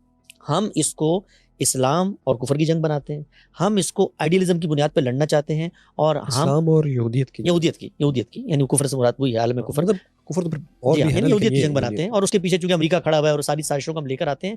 بھائی یہودیت کی بھی میرے خیال زائنزم کی یہ ذات ہے، کیونکہ دنیا آپ جو امریکہ ہے، میں دیکھتے ہوں گے کہ مطلب جوش فار پیلسٹائن ایک بہت ساری آوازیں ہیں دنیا بھر میں. میں جو بات عرض کرنا چاہتا ہوں وہ یہ کہ مسلمانوں کو اس وقت آخری درجے میں شکست ہو گئی ہے مسلح جدوجہد میں. ان کے پاس جو کچھ موجود تھا 60 سالوں میں وہ جاتا رہا. ایونٹس کے اوپر ہم بات نہیں کر سکتے، ایونٹس اصل میں ہسٹری کے بائی پروڈکٹس ہوتے ہیں، جو ہمارے ایکشنز ہوتے ہیں. ہم نے 70 سال پہلے ایک فیصلہ کیا تھا، وہ تھا لڑنے کا فیصلہ. آپ لڑتے رہے، آپ کو نقصان ہوتا رہا. اس وقت وہ نقصان آخری درجے میں پہنچ گیا. ابھی بھی وقت ہے فلسطین کے لوگ اپنی سیاسی قیادت کو آگے لے کر آئیں اور 2 اسٹیٹ سولوشن کی طرف بڑھیں، کیونکہ دنیا میں یہ جو تقسیم ہے لکیریں کھینچنے والی، یہ تقسیم کو انصاف کے اصول پہ نہیں ہوئی. دنیا میں یہ عالمی طاقتوں نے اپنے غلبے اور تغلب کی بنیاد پہ کی ہیں. تو ان کے ساتھ ہم نے جینے کا کرینہ پیدا کرنا ہے، ورنہ جو کچھ ہمیں حاصل ہے وہ بھی چلا جائے گا. آپ کے خیال میں اسرائیل کی جو جوش لابیز ہیں، جوش ہارڈ لائنرز ہیں، جوش کمیونٹی ہے، ان کی سیٹلرز بھی ہیں جو کہ غزہ اور ویسٹ بینک میں بھی اپنی آبادیاں بڑھانا چاہ رہے ہیں اور بڑھا بھی رہے ہیں ویسٹ بینک میں، وہ واقعی امن چاہتے ہیں؟ جو صورتحال یہاں پر ہے، جو کچھ اخبارات رسائل ہم پڑھتے ہیں، جو تاریخ سامنے آتی ہے، وہی صورتحال اسرائیل کے اندر بھی ہے. ہم نے یہ دیکھنا ہوتا ہے کہ ہم کیسے دنیا کو عالمی ضمیر کو, سیاسی قیادت کو ہم آہنگ کر سکتے ہیں ان نتائج کو حاصل کرنے کے لیے جو نتائج ہماری فیور میں جاتے ہیں. اسرائیل کے اندر بھی یہ آواز ہے, وہاں پر بھی اس طرح کی مذہبی قیادت موجود ہے.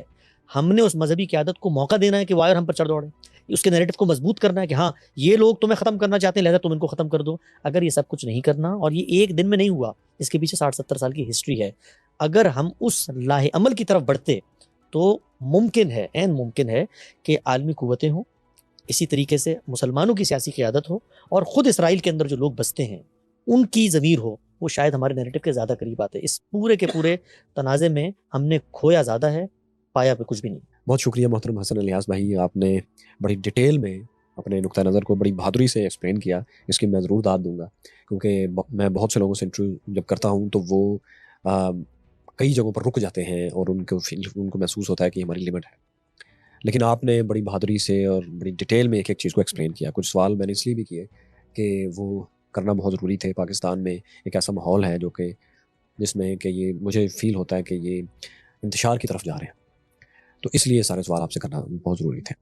تو بہت شکریہ, آپ تشریف لائیں اور آپ نے اتنی اچھی گفتگو کی. امید ہے دوبارہ بھی آپ بات کریں گے ہم سے, اور آپ چونکہ امریکہ میں ہیں تو ہم آپ سے آن لائن بھی اگر کبھی وقت مانگیں گے تو آپ ہمیں وہ وقت دے دیں گے. آپ کا بہت شکریہ میرے بھائی, اور سچی بات یہ ہے کہ میں آپ کا جو کام ہے, جس طرح آپ ایجوکیٹ کر رہے ہیں لوگوں کو ہسٹری کے بارے میں, اسی طریقے سے جو کانفلکٹس ہیں, عالمی کانفلکٹس ہیں, ان کے بارے میں, سائنٹیفک فیکٹس کے بارے میں پورا کا پورا یونڈر ڈیولپ کیا آپ نے پریزنٹیشن کا. اور مجھے دنیا میں جہاں بھی جانے کا موقع ملتا ہے, میرے لیے بڑے فخر کی بات ہوتی ہے کہ پاکستان کے اندر کم سے کم کو ایسے کانٹینٹ کریٹر ہیں, ایسے کریٹیو لوگ موجود ہیں جو جدید میڈیم کو اور جدید پریزنٹیشن اسٹائلس کو, اور وہ چیزیں جو ہم سوچ بھی نہیں سکتے تھے کہ پاکستان میں ہو سکتی ہیں, ان کے لیے بہت بڑی فنڈنگ چاہیے ہوتی ہے. اور میں نے آپ کا یہاں پر آ کر سیٹ اپ دیکھا, جس طرح کی محنت آپ کر رہے ہیں اس کے بہت اثرات ہیں. اس قوم کو ایجوکیٹ کر رہے ہیں, اس قوم کو جو سب سے زیادہ ضرورت ہے وہ ایجوکیشن کی ہے, جہالت سے نکالنے کی ہے, اور یہ بہت بڑا جہاد ہے جو دیکھو سنو جانو کا چینل کر رہا ہے. Thank you.